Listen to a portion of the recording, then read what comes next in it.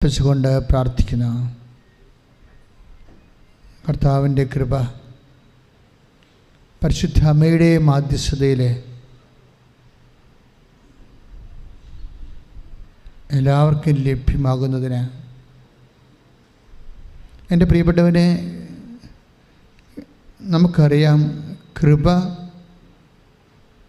ദൈവത്തിൻ്റെ ശക്തിയാണ്.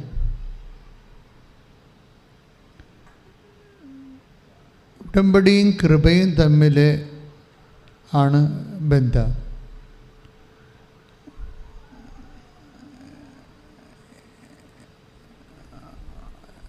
നമ്മൾ കാര്യങ്ങൾ എല്ലാം ചെയ്യണത്, എല്ലാ ജീവിത മുന്നേറ്റങ്ങളും നടത്തുന്നത്, ജീവിത ഉത്തരവാദിത്തങ്ങളുടെയും ബാധ്യതകളുടെയും ഒക്കെ നമ്മൾ അതിജീവിക്കുന്നത് പവർ എന്ന ഒറ്റ സങ്കേതം ഉപയോഗിച്ചുകൊണ്ടാണ്. പവർ മീൻസ് ശക്തി. ഇതിൽ ശക്തി ജീവിത മുന്നേറ്റം നടത്താൻ വേണ്ടി രണ്ട് തരം ശക്തികളെ നമ്മൾ ഉപയോഗിക്കുന്നുണ്ട്. ഇപ്പോൾ നിങ്ങളുടെ പഠനം, പ്രാർത്ഥന, പരീക്ഷ, വിവാഹം, മക്കൾ, ജോലി, ഇങ്ങനെയുള്ള എല്ലാ ജീവിത അവസ്ഥകളെ അഭിമുഖീകരിക്കാൻ മനുഷ്യന് ഉപയോഗിക്കുന്ന സോഴ്സ്, സ്രോതസ്സ് പവർ എന്ന ഒറ്റ സ്രോതസ്സാണ് ശക്തി. ഈ ശക്തി തന്നെ രണ്ട് തരമുണ്ട്. ഒന്ന് മാനുഷികമായ ശക്തിയുണ്ട്. മാനുഷികമായ ശക്തിയുടെ അടിസ്ഥാനം നമ്മുടെ പണം, ആരോഗ്യം, വിദ്യാഭ്യാസം, നമ്മുടെ സ്വാധീന ശക്തി, ഇങ്ങനെ കുറേ കാര്യങ്ങളാണ് മാനുഷികമായ ശക്തിയിൽ. ബുദ്ധിയൊക്കെ മാനുഷികമായ ശക്തിയുടെ ഭാഗമാണ്. ബുദ്ധി ഉപയോഗിച്ചാൽ നമ്മൾ പഠിക്കുന്നത്, ബുദ്ധി ഉപയോഗിച്ചാൽ നമ്മൾ ബിസിനസ് ചെയ്യുന്നത്, ബുദ്ധി ഓർമ്മശക്തിയും കൂടി ഉപയോഗിച്ചാൽ നമ്മൾ ഓർമ്മയ്ക്ക് ശക്തി എന്ന് കൂടി നമ്മൾ പറയും, അല്ലേ? ഓർമ്മശക്തി എന്നല്ലേ പറയേണ്ട ആവശ്യമില്ല, ഓർമ്മയെന്ന് പറഞ്ഞാൽ മതി. പക്ഷേ ഇറ്റ് ഈസ് ബേസിക്കലി അനുഭവ തലത്തിൽ ഓർമ്മ ഒരു ശക്തിയാണ്, ബുദ്ധിയെപ്പോലെ തന്നെ ഒരു ശക്തിയാണ്. കാഴ്ച ശക്തി, കേൾവി ശക്തി എന്നൊക്കെ നമ്മൾ പറയണം, അല്ലേ? കാണുന്നതിന് കാഴ്ച ശക്തി എന്ന് പറയേണ്ട ആവശ്യമില്ല. പക്ഷേ ഹ്യൂമൻലി സ്പീക്കിംഗ് അതെല്ലാം പവറാണ്, ഫാക്കൽറ്റീസാണ്. അതെല്ലാം നമ്മൾ ഉപയോഗിക്കുന്ന ഓരോ കാര്യങ്ങൾക്ക് ഉപയോഗിക്കുന്ന പവറാണ്. ഇനി വയസ്സും പ്രായമാകുമ്പോൾ കാഴ്ച ശക്തി നശിച്ചു എന്നാണ് നമ്മൾ പറയുന്നത്. ശക്തി നശിച്ചു, അതൊരു പ്രതിഭാസമാണ്. ശക്തി നശിച്ചു പോവുക. ഇപ്പം ഞാൻ തന്നെ കണ്ണട വെച്ചിരിക്കുകയാണ്. എനിക്ക് കണ്ണട വെച്ചില്ലെങ്കിൽ വ്യക്തമായിട്ട് കാണാൻ പറ്റത്തില്ല. ദാറ്റ് മീൻസ് ചെറിയ അക്ഷരങ്ങളുടെ മേലുള്ള എൻ്റെ സ്വാധീന ശക്തി കുറവാണ്. കേൾവി ശക്തി എന്നാണ് പറയുന്നത്. പിന്നെ മസിൽ പവറുണ്ട്, അല്ലേ? മസിൽ പവർ, മസ്കുലർ ശക്തി, പേശിബലം, എല്ലാം ഒരു ശക്തിയാണ് നമ്മൾ ഉപയോഗിക്കുന്നത്. ബുദ്ധി എല്ലാം ഒരു ശക്തിയാണ്. ഞാൻ എന്താ പറഞ്ഞതെന്ന് വെച്ചാൽ, ഒരു മനുഷ്യൻ അവൻ്റെ ജീവിതത്തിൻ്റെ പ്രതിസന്ധികളെ അഭിമുഖീകരിക്കാൻ ഉപയോഗിക്കുന്ന സോഴ്സാണ് ശക്തി. ഈ ശക്തിക്ക് ഉണ്ടാകുന്നൊരു കുഴപ്പം, ഇത് ഒരു ടൈം കഴിഞ്ഞാൽ അതിങ്ങനെ ക്ഷയിച്ചു വരും. ഈ ക്രൈസിസിനെ എങ്ങനെ മാനേജ് ചെയ്യുമെന്നാണ് ഉടമ്പടി അന്വേഷിക്കുന്നത്. മനസ്സിലായോ? നിങ്ങൾക്ക് മനസ്സിലായോ? ഈ ശക്തി എന്ത് ശക്തി ആയിക്കൊള്ളട്ടെ. ഇപ്പോൾ കഴിഞ്ഞ ദിവസം ഒരു മനുഷ്യൻ, ഒരു സഹോദരൻ സാക്ഷ്യം പറഞ്ഞത്, അദ്ദേഹത്തിന് 2 കോടി രൂപ കടം. കഴിഞ്ഞ ധ്യാനത്തെ ഞാൻ ഓർപ്പിച്ചാണ്. അത്രയും ആസ്തി ബിസിനസ്സുള്ള ഒരാളാണ്. പക്ഷെ പ്രളയം വന്നപ്പോൾ അദ്ദേഹത്തിൻ്റെ ഫാക്ടറി ഒരുക്കി കൊണ്ടുപോയി. കാര്യം എങ്ങനെ, പുരക്ക് മുകളിലല്ലേ വെള്ളം പോണത്, ഫാക്ടറിക്ക് മുകളിൽ കൂടി വെള്ളം പോയി. അപ്പോൾ 30 അടി 30 മീറ്ററൊക്കെ ഉയരം വെള്ളം ഉയർന്ന പത്തനംതിട്ടയിലാണ് അദ്ദേഹത്തിൻ്റെ ഫേംസ് ഉള്ളത്. അപ്പോൾ അദ്ദേഹത്തിൻ്റെ ഫാക്ടറി നഷ്ടപ്പെട്ടു, ശക്തി പോയി, പിന്നെ കടക്കാരനായി മാറി. അപ്പോൾ ഇങ്ങനെ നമ്മൾ എത്ര ഒരു പവർ ഉണ്ടെങ്കിലും ചില സമയത്ത് നമ്മുടെ ശക്തി പോകും. ഇങ്ങനെ ശക്തി, ആബ്സെൻസ് ഓഫ് പവർ എങ്ങനെ മാനേജ് ചെയ്യാൻ പറ്റും? അതിന് what is the divine provision? ദൈവത്തിൻ്റെ അതിനുള്ള പാക്കേജ് എന്താണ്? അതാണ് ബൈബിൾ അന്വേഷിക്കുന്നത്. ഇൻ കേസ് ഏതെങ്കിലും ഒരു സെറ്റപ്പിൽ നിങ്ങളുടെ ശക്തി പോയാൽ, നിങ്ങളുടെ ബിസിനസ്, ഇപ്പോൾ കഴിഞ്ഞ ദിവസം ജെയ്സൺ തോമസ് എന്ന് പറഞ്ഞൊരാൾ സാക്ഷ്യം പറഞ്ഞു. ജെയ്സൺ തോമസ് എന്നെ അട്രാക്റ്റ് ചെയ്തൊരു സാക്ഷ്യമാണ്. ജെയ്സൺ തോമസിൻ്റെ സാക്ഷ്യം എന്ന് വെച്ച് കഴിഞ്ഞാൽ, അദ്ദേഹം മസ്കറ്റിലൊരു ഇൻഷുറൻസ് ബ്രോക്കറേജ് നടത്തുന്ന ആളാണ്. ഈ ഉടമ്പടിയുടെ ഒരു കാര്യം ഭയങ്കര രസമാണ്. മനുഷ്യന്മാരുടെ എല്ലാ ജീവിത മണ്ഡലങ്ങളെയും ഇതിങ്ങനെ ശരിക്കും താങ്ങി നിർത്തുന്നുണ്ട്. പണ്ടത്തെ ധ്യാനകേന്ദ്രത്തിൻ്റെ ഒരു രീതിയല്ല, രോഗശാന്തിയും മദ്യപാനം അവസാനിപ്പിക്കണമല്ല. ഉടമ്പടിയുടെ ഒരു പെർസ്പെക്റ്റീവ് എന്ന് പറയുന്നത് ഓൾമോസ്റ്റ് ഓൾ ഒരു ആധുനിക മനുഷ്യൻ കടന്നു പോകുന്ന സങ്കീർണമായ എല്ലാ മേഖലകളിലും അവൻ്റെ ഒപ്പം നടക്കുന്നു എന്നുള്ളതാണ് ഉടമ്പടിയുടെ ഒരു ബലം എന്ന് പറയുന്നത്. അപ്പോൾ ഈ മനുഷ്യന് ഈ ഇൻഷുറൻസ് ബ്രോക്കറേജ് മസ്കറ്റിലെ കമ്പനി പെട്ടെന്ന് ഫ്ലോപ്പായി. ഇയാളുടെ പോലും ശമ്പളം കുടുങ്ങിപ്പോയി. തലശ്ശേരിക്കാരനാണ്, ശമ്പളം കുടുങ്ങിപ്പോയി. 5 മാസത്തെ ശമ്പളമൊക്കെ കിട്ടാനുണ്ട്. നല്ല മിസ്മാനേജ്മെൻ്റ് വന്ന കമ്പനിയാണ്, നല്ല ഭംഗിയായിട്ട് പോകുകയായിരുന്നു. ഈ തോംസൺ ഓക്കെയാണ്, പക്ഷേ സ്റ്റാഫെല്ലാം പറയുന്നുണ്ട്, സാറേ എങ്ങനെയെങ്കിലും സാറ് ഈ കമ്പനിയുടെ തലപ്പത്ത് വന്നില്ല എന്നുണ്ടെങ്കിൽ സംഭവം കൊളാപ്സ് ആകും കേട്ടോ എന്ന് പറയും. പക്ഷെ തലപ്പത്ത് വരുന്നതിന് ഇയാളെക്കാൾ സീനിയോറിറ്റി ആയിട്ടുള്ള ആൾക്കാർ ആ കമ്പനിയിലുണ്ട്. അവരെ ഓവർടേക്ക് ചെയ്യാൻ ഇയാൾക്ക് പറ്റത്തില്ല. അത് എല്ലാ ഫേംസിനും ഉള്ളൊരു ബാധ്യതയാണ്. ആ ഫേംസിൻ്റെ ആദ്യകാലം മുതലേ ഉണ്ടായിരുന്ന കുറേ ആൾക്കാർ എല്ലായിടത്തും ഉണ്ടാവും. അവർ ചിലപ്പോൾ ആ കമ്പനിയുടെ വളർച്ചയ്ക്കൊപ്പം ചിലപ്പോൾ എഡ്യൂക്കേഷനോ എക്സ്പീരിയൻസോ മാസ്റ്ററിയോ ഒക്കെ ഉണ്ടാകത്തില്ല. അത് എല്ലാ കമ്പനികൾക്കും ഉണ്ട ശേഷം വേണം. അത് തുടക്കത്തിൽ അത്ര അവർ ഉദ്ദേശിച്ച് കാണത്തില്ല. ചിലപ്പോൾ വരെ ചിട്ടി കമ്പനിയായിട്ട് തുടങ്ങിയ സംഭവമായിരിക്കും, അപ്പോൾ ഉണ്ടായിരുന്ന ആൾക്കാരായിരിക്കും. ഇൻഷുറൻസ് ബ്രോക്കറേജ് ഇൻ്റർനാഷണലായിട്ട് മാറിയപ്പോൾ അതിനാവശ്യമായ ഇൻ്റലിജൻ്റൊക്കെ വേറെ ഒരു മാസ്റ്ററിൽ നിന്നാണ് വരേണ്ടത്. അപ്പം ആദ്യം ഉണ്ടായിരുന്ന ആൾക്കാർക്കുണ്ട്, പക്ഷെ അവരെ മാറ്റാനും പറ്റത്തില്ല. അവിടെ ശമ്പളം തന്നെ 1 കോടി രൂപയാണ് ഒരു വർഷം. അവിടുത്തെ സിയോയുടെ ശമ്പളം ഒരു വർഷം 1 കോടി രൂപയാണ്. ദാറ്റ് മീൻസ് 10 ലക്ഷം രൂപ അടുത്ത് വരുന്നുണ്ടല്ലോ. 10 ലക്ഷം രൂപ അടുത്ത് ഒരു മാസം ശമ്പളം വരുന്നുണ്ട്. 10 ലക്ഷം രൂപ അടുത്ത് ഒരു മാസം ശമ്പളം വരുന്ന ഒരാളെ ഒരു കമ്പനി തീറ്റിപ്പോറ്റിയാൽ എത്ര കാലം കമ്പനിക്ക് സർവ് ചെയ്യാൻ പറ്റും? പറ്റത്തില്ല. അങ്ങനെ ഈ സാധനം ഇങ്ങനെ ഈ റോക്കറ്റ് വിട്ട പോലെ തന്നെ തിരിച്ചു കുത്തണ പോലെ കടലിൽ കുത്തിക്കൊണ്ടിരിക്കുകയാണ്. കടലിൽ കുത്തി ഇയാളുടെ ഇതിൻ്റെ മാനേജിങ് ഡയറക്ടർ സിയോയുടെ താഴെയുള്ള ആളാണ്. അയാളുടെ ശമ്പളം 5 മാസത്തേക്ക് പെൻഡിങ്ങായി. സ്റ്റാഫിൻ്റെ ശമ്പളം പെൻഡിങ്. അപ്പോഴാണ് സുഹൃത്ത് ഉടമ്പടിയെക്കുറിച്ച് പറയണത്. ഇതാണ് ഞാൻ പറഞ്ഞു ഉടമ്പടി അറ്റ കൈയാണെന്ന് പറയാൻ കാരണം ഇതാണ്. ഇയാളുടെ ഹ്യൂമൻ പവർ ലോസായി. ഈ കമ്പനിക്ക് ഇനി എത്ര ബുദ്ധിശക്തി ഉണ്ടായിട്ടും കാര്യമില്ല. അവർക്ക് ചിലപ്പോഴും നല്ല CA IAM പഠിച്ച ആൾക്കാരുണ്ടാവും. പക്ഷെ അവർക്ക് എന്നും ശമ്പളം കിട്ടണില്ല. അവരെത്ര ഇൻ്റലക്ച്വൽ കപ്പാസിറ്റി ഉള്ളവരാണെങ്കിലും എഡ്യൂക്കേഷൻ കലിബറുള്ളവരാണെങ്കിലും ഈ കമ്പനിയുടെ അകത്ത് അവർക്ക് സർവൈവിങ് ഇല്ല. അതാണ് ശക്തി പോണെന്ന് പറയണത്. ശക്തി പോണത് എത്ര കപ്പാസിറ്റി ആൾക്കാർ നിങ്ങളും ചിന്തിക്കണം. എത്ര കപ്പാസിറ്റി ഉണ്ട് എന്ന് അല്ല പ്രശ്നം. നിങ്ങൾക്ക് സർവൈവ് ചെയ്യാൻ പറ്റാത്ത സിറ്റുവേഷൻസ് ഉണ്ടായാൽ നമ്മളൊരു ബ്ലാങ്കായി പോകും. അപ്പം അങ്ങനെ ഈ കമ്പനി സിങ്ക് ആയിക്കൊണ്ടിരിക്കുകയാണ്. അപ്പോൾ ഈ മനുഷ്യന് ഉടമ്പടി ചെയ്യും.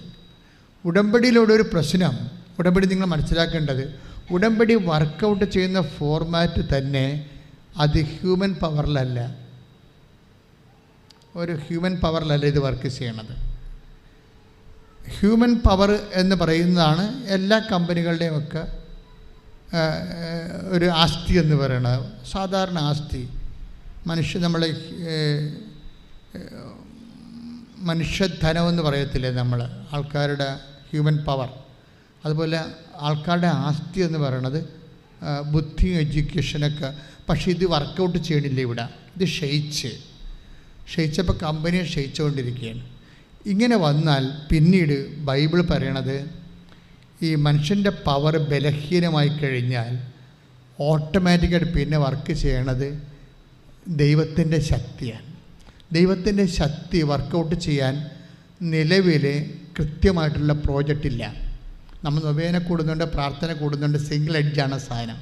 ഈ സിംഗിൾ എഡ്ജിനൊക്കെ ഉണ്ടാകുന്ന പ്രശ്നം മേജർ പ്രോജക്റ്റ് എടുക്കാൻ പാടായിരിക്കും. കാര്യം അതിനകത്ത് ദൈവം കക്ഷിയല്ലാത്തത് കൊണ്ടാണ്. നമ്മൾ മാത്രമാണ് കക്ഷി. നമ്മളെ പ്രാർത്ഥനയ്ക്ക് നമ്മൾ മാത്രമാണ് കക്ഷി. ബാക്കി ഹൈപ്പോത്തറ്റിക്കലായിട്ട് ഒരു വിശ്വാസത്തിൻ്റെ പുറത്ത് നമ്മൾ സമർപ്പിക്കുകയാണ്. അത് ദൈവം അക്സെപ്റ്റ് ചെയ്തോ ഇല്ല എന്നുള്ളത് വേറെ വിഷയമാണ്. പക്ഷെ ഉടമ്പടി വരുമ്പോൾ അങ്ങനെയല്ല. ഇത് ബൈലാറ്ററൽ എഗ്രിമെൻ്റാണ്, ഉഭയകക്ഷിയാണ്. ഞാനൊരു കക്ഷി, എൻ്റെ വിഷയത്തിന് ദൈവവും കക്ഷിയാണ്. ദൈവത്തിന് കുറച്ച് നിബന്ധനകളുണ്ട്, എനിക്ക് നിയോഗമാണുള്ളത്. ഇത് ബൈബിളിൻ്റെ ഒരു പ്ലാൻ ആൻഡ് സ്കീമാണ്, ആദ്യം മുതലേ ഉള്ളതാണ്. പൗലോസ് അപ്പോസ്തലൻ പറഞ്ഞു,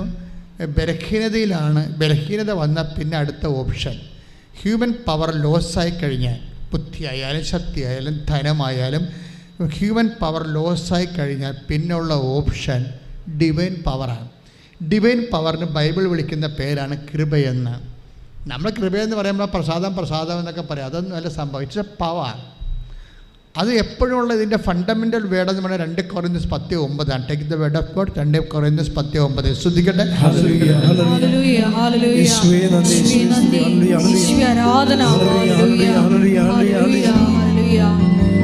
കൊരിന്തോസ് 12:9 എന്നാൽ അവിടുന്ന് എന്നോട് അരുളി ചെയ്തു. ഏറ്റു പറഞ്ഞേ, എന്നാൽ അവിടുന്ന് എന്നോട് അരുളി ചെയ്തു, നിനക്ക് എൻ്റെ കൃപ മതി,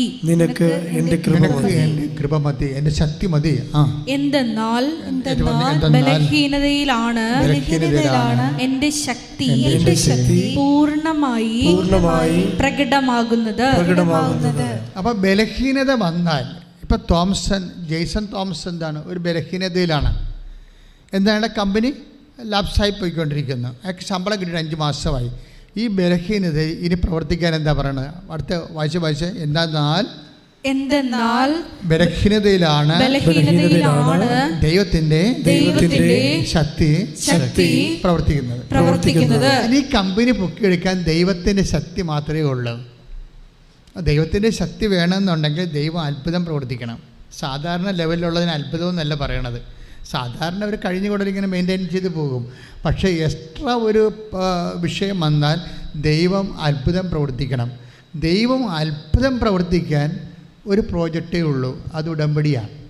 അത്ഭുതം ഈ തോമസിൻ്റെ കമ്പനി രക്ഷപ്പെടണമെന്നുണ്ടെങ്കിൽ, ജെയ്സൺ തോമസിൻ്റെ കമ്പനി രക്ഷപ്പെടണമെന്നുണ്ടെങ്കിൽ മാനുഷികമായിട്ട് ഓപ്ഷൻസ് ഒന്നുമില്ല. പിന്നെയുള്ളത് എന്താണ്? ദൈവികമായ ശക്തി പ്രവർത്തിക്കണം. ദൈവമായ ശക്തി പ്രവർത്തിക്കണം. ദൈവം പ്രവർത്തിച്ചോളൂ എന്ന് പറഞ്ഞുകൊണ്ടിരുന്നൊരു കാര്യമില്ല. ദൈവം അത്ഭുതം പ്രവർത്തിക്കുന്ന ഫോർമാറ്റിലേക്ക് നമ്മൾ വരണം. ദൈവം അത്ഭുതം പ്രവർത്തിക്കുന്ന ഫോർമാറ്റ് എന്താണ്? ബൈബിളിൽ കൃത്യമായിട്ട് പറയുന്നുണ്ട്, അത് ഉടമ്പടിയാണ്. പുറപ്പാടിൻ്റെ പുസ്തകം 34:10. പുറപ്പാട് 34:10. ശ്രദ്ധിക്കട്ടെ. ഹല്ലേലൂയ. പുറപ്പാട് 34:10. പുറപ്പാട് 34:10. അവിടുന്ന് അരുളി ചെയ്തു. അവിടുന്ന് അരുളി ചെയ്തു, ഇതാ ഞാൻ ഒരു ഉടമ്പടി ചെയ്യുന്നു. ലോകത്ത് ഒരിടത്തും ഒരു ജനതയുടെ ഇടയിലും നടന്നിട്ടില്ലാത്ത തരം അത്ഭുതങ്ങൾ നിന്റെ ജനത്തിന്റെ മുൻപിൽ ഞാൻ പ്രവർത്തിക്കും. ഇതാണ് പ്രശ്നം. മനസ്സിലായില്ലേ? ഉടമ്പടിയും അത്ഭുതവും തമ്മിലാണ് ബന്ധം. അത്ഭുതങ്ങൾ ഉണ്ടാകാൻ വേണ്ടിയും, ഇപ്പം നമ്മൾ കൃപാസനത്തിൻ്റെ നിങ്ങൾ പുതിയ യൂട്യൂബ് കണ്ടോ? ഒരു ദിവസം 100 സാക്ഷ്യം വെച്ചാൽ കിട്ടണത്. അത്ഭുത സാക്ഷ്യങ്ങൾ 100 ഇപ്പോൾ പുതിയതല്ല. അത്ഭുതങ്ങൾ പ്രവർത്തിക്കുന്നത് ആദിമസഭയുടെ മുഖമുദ്രയാണ്. അത് അപ്പോസ്തലന്മാരൊക്കെ തിരഞ്ഞെടുക്കുമ്പോഴും, നിങ്ങളുടെ അപ്പോസ്തലന്മാരെക്കുറിച്ച് പൗലോസ് അപ്പോസ്തലൻ പറയണതും, പ്രവാചകന്മാർ, അതുപോലെ തന്നെ സുവിശേഷ പ്രഘോഷകർ, അത്ഭുതം പ്രവർത്തിക്കുന്നവർ എന്ന് പ്രത്യേകം പറയുന്നുണ്ട്.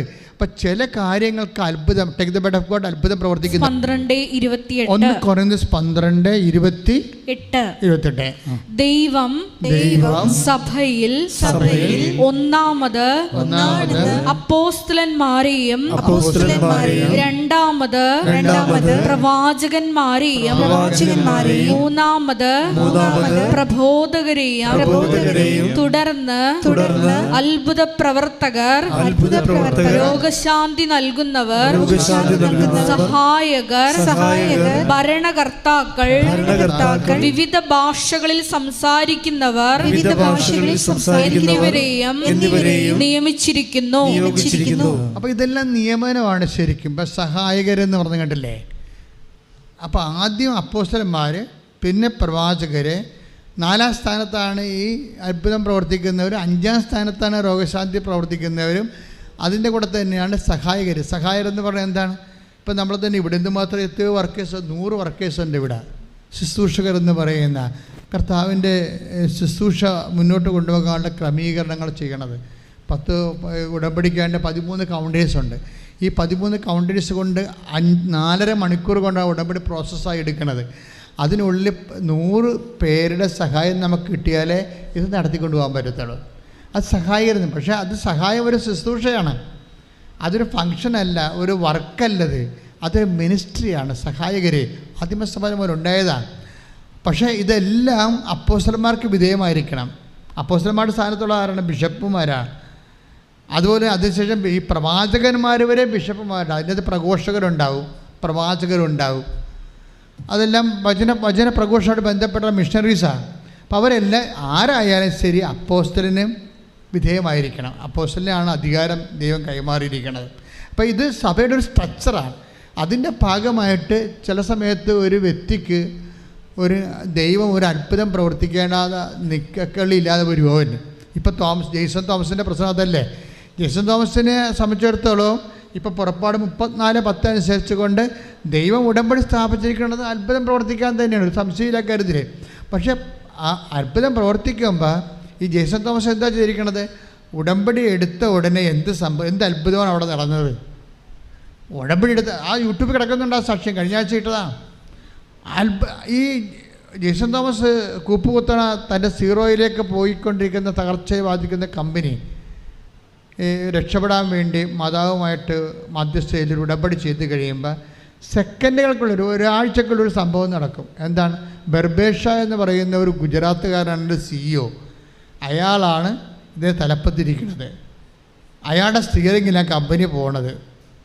അയാൾക്കാണ് 1 കോടി രൂപ ശമ്പളം, ഒരു വർഷമാണ് 10 ലക്ഷം രൂപ വെച്ച് മാസം. അയാൾ ഈ ഉടമ്പടി എടുത്തോടുകൂടി പൊടുന്നനെ രാജിയായി കളയും. പൊടുന്നനെ രാജിവെച്ച് പോകും, ആരോടും ചോദിക്കാതെ പൊടുന്നനെ രാജിവെച്ച് പോവുകയും കമ്പനിക്ക് പിന്നെ ഓഫർ കിട്ടുകയും പെട്ടെന്ന് കമ്പനി ഷൂട്ടപ്പ് ചെയ്തിട്ട് ജെയ്സൺ തോമസ് CEO ആവും. ഇതിൻ്റെ വിഷയം അതാണ്. ഇത് നമ്മൾ നടക്കുന്ന ഒറ്റ ആഴ്ച കൊണ്ട് നടക്കുന്ന അത്ഭുതമാണിത്.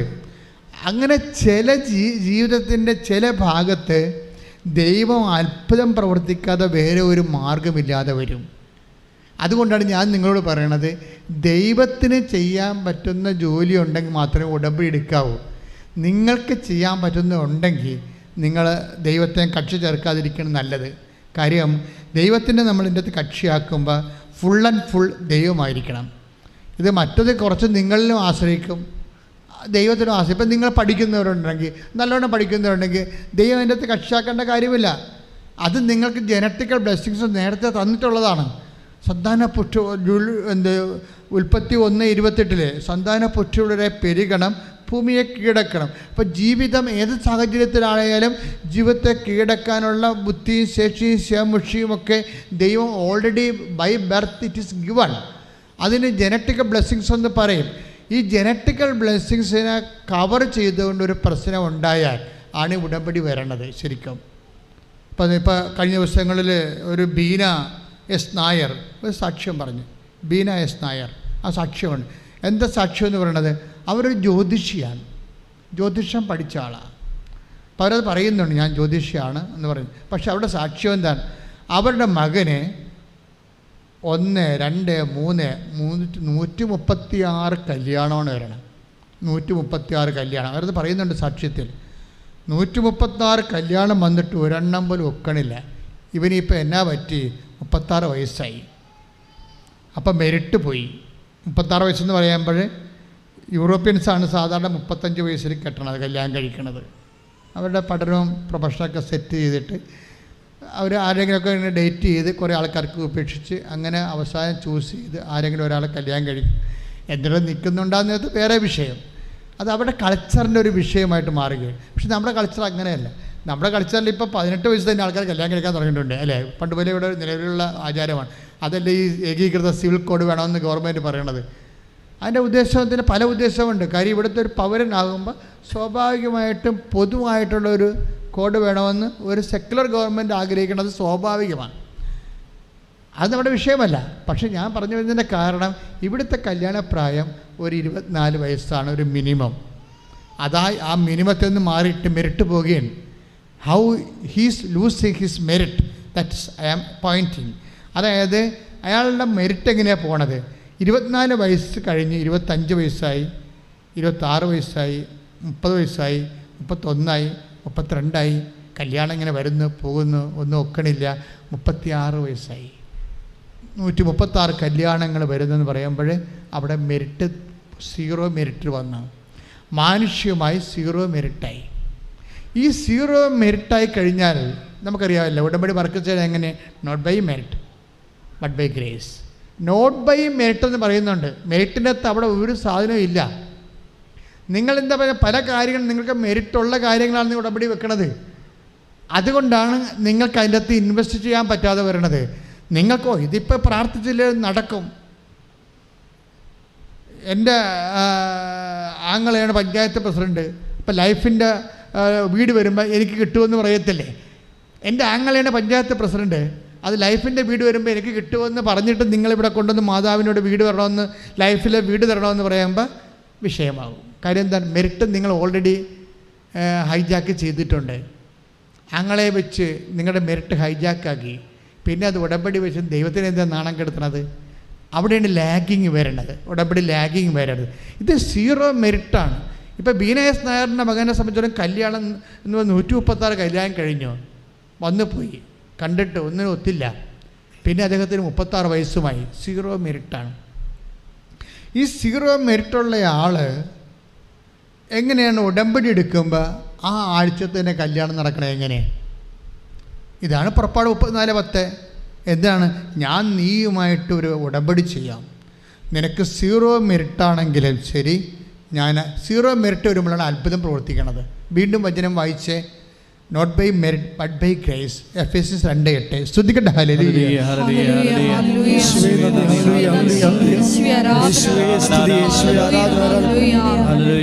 എഫേസ്യസ് 2:8.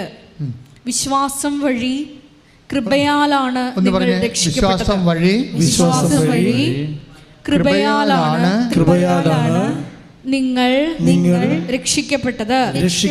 അത് നിങ്ങൾ നേടിയെടുത്തതല്ല, ദൈവത്തിന്റെ ദാനമാണ്. അപ്പൊ ദൈവത്തിന്റെ ദാനം എന്ന് പറയുമ്പോൾ അത് നിങ്ങൾ നേടിയെടുത്തതല്ല, നിങ്ങൾക്കത് മെറിറ്റില്ലെന്നാണ്. അതാണ് എഫേസ്യസ് 2:8. അത് നിങ്ങൾ നേടിയെടുത്തതല്ല.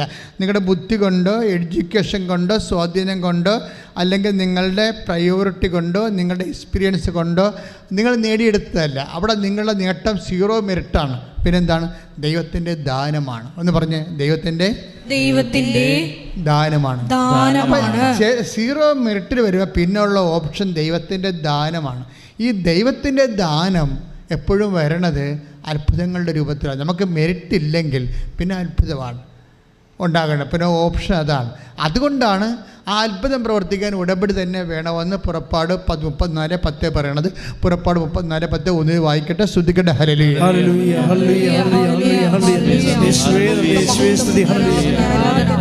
അവിടുന്ന് അരുൾ ചെയ്തു, ഇതാ ഞാൻ ഒരു ഉടമ്പടി ചെയ്യുന്നു.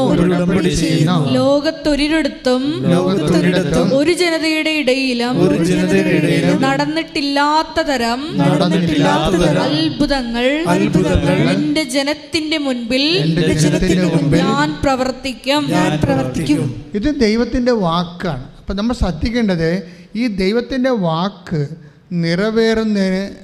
നിറവേറുമ്പോഴാണ് നമുക്ക് ദൈവത്തിൻ്റെ ദാനങ്ങൾ ലഭിക്കണത്. ദൈവത്തിൻ്റെ ദാനങ്ങൾ ലഭിക്കണമെങ്കിൽ എന്ത് ചെയ്യണം? ബേസിക്കായിട്ട് നമുക്ക് വിശ്വാസം ഉണ്ടാകണം, അല്ലേ? അതാണ് എഫേസ്യസ് 2:8. Take the word of God. വിശ്വാസം. ശ്രുതികട്ടെ ഹല്ലേലൂയ.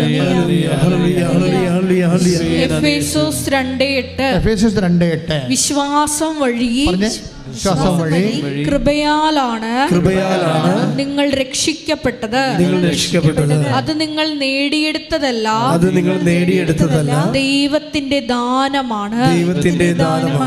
Praise the Lord. അപ്പോൾ കൃപയാലാണ് നമ്മൾ രക്ഷിക്കപ്പെടുന്നത്, വീണ്ടെടുക്കപ്പെടുന്നത്. അപ്പോൾ കൃപ ദൈവത്തിൻ്റെ ശക്തിയാണെന്ന് പറയുമ്പോൾ വിശ്വാസം വഴി ഇപ്പം നമ്മൾ 2 കൊരിന്ത്യർ 12:9, 2 എഫേസ്യർ 2:8 കൂടി ലിങ്ക് ചെയ്ത് വായിക്കും. മനസ്സിലാക്കേണ്ടത് എന്താണ്? വിശ്വാസം വഴി കൃപയാലാണ്. അത് മീൻസ് ദൈവത്തിൻ്റെ ശക്തിയാലാണ്. ഒന്ന് പറഞ്ഞ വിശ്വാസം വഴി ദൈവത്തിൻ്റെ കൃപയാലാണ്, അഥവാ ദൈവത്തിൻ്റെ ശക്തിയാലാണ് അത്ഭുതങ്ങള് പ്രവർത്തിക്കപ്പെട്ട് ദൈവത്തിൻ്റെ ദാനം ഉടമ്പടി വഴി. അപ്പൊ എഫേസ്യസ് 2:8 വീണ്ടും നമ്മൾ ബേസിക് വേർഡ് ഓഫ് ഗോഡ് ഉള്ളത്. എന്താണ്? വിശ്വാസം വഴി. പറഞ്ഞ് വിശ്വാസം വഴി കൃപയാലാണ് നമ്മൾ രക്ഷിക്കപ്പെട്ടത്. അത് നമ്മൾ നേടിയതല്ല, ദൈവത്തിന്റെ ദാനമാണ്. അപ്പൊ ദൈവത്തിന്റെ ദാനം നമുക്ക് ലഭിക്കുന്നത്, ദൈവത്തിന്റെ ശക്തി നമുക്ക് ലഭിക്കുന്നത് ഉടമ്പടി വഴിയാണെന്നാണ് പുറപ്പാട് 34:10 നമ്മൾ വായിച്ചത്. ഞാൻ പറഞ്ഞു വരുന്നൊരു കാര്യം, ഈ വിശ്വാസം വഴി എന്നുള്ളത് ആണ് ഇതിൻ്റെ അകത്ത് ഏറ്റവും ടോപ്പായിട്ടുള്ള വേഡ്.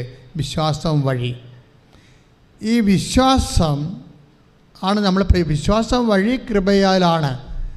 കൃപ നമുക്ക് ലഭിക്കണത് എങ്ങനെയാണ്? ഫസ്റ്റ് വിശ്വാസം വഴിയാണ്. വിശ്വാസമാണ് ഇതിൻ്റെ ബേസിക് എന്ന് പറയണത്.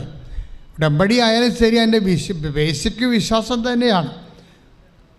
പക്ഷേ അതിൻ്റെ കുറച്ചുകൂടി ഈ കള്ളം മൂത്ത് വിനായി ആകണ പോലെ വിശ്വാസം മൂത്ത് വിശ്വസ്തത ഉണ്ടാകും. അത് വേറെ ഒരു സബ്ജക്റ്റാണ്. അത് ഞാൻ വരുന്നുണ്ട്.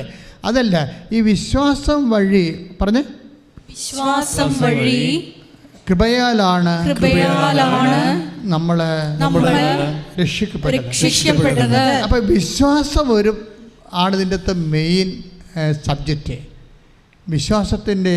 വിശ്വാസത്തിൻ്റെ കൈമാറ്റം.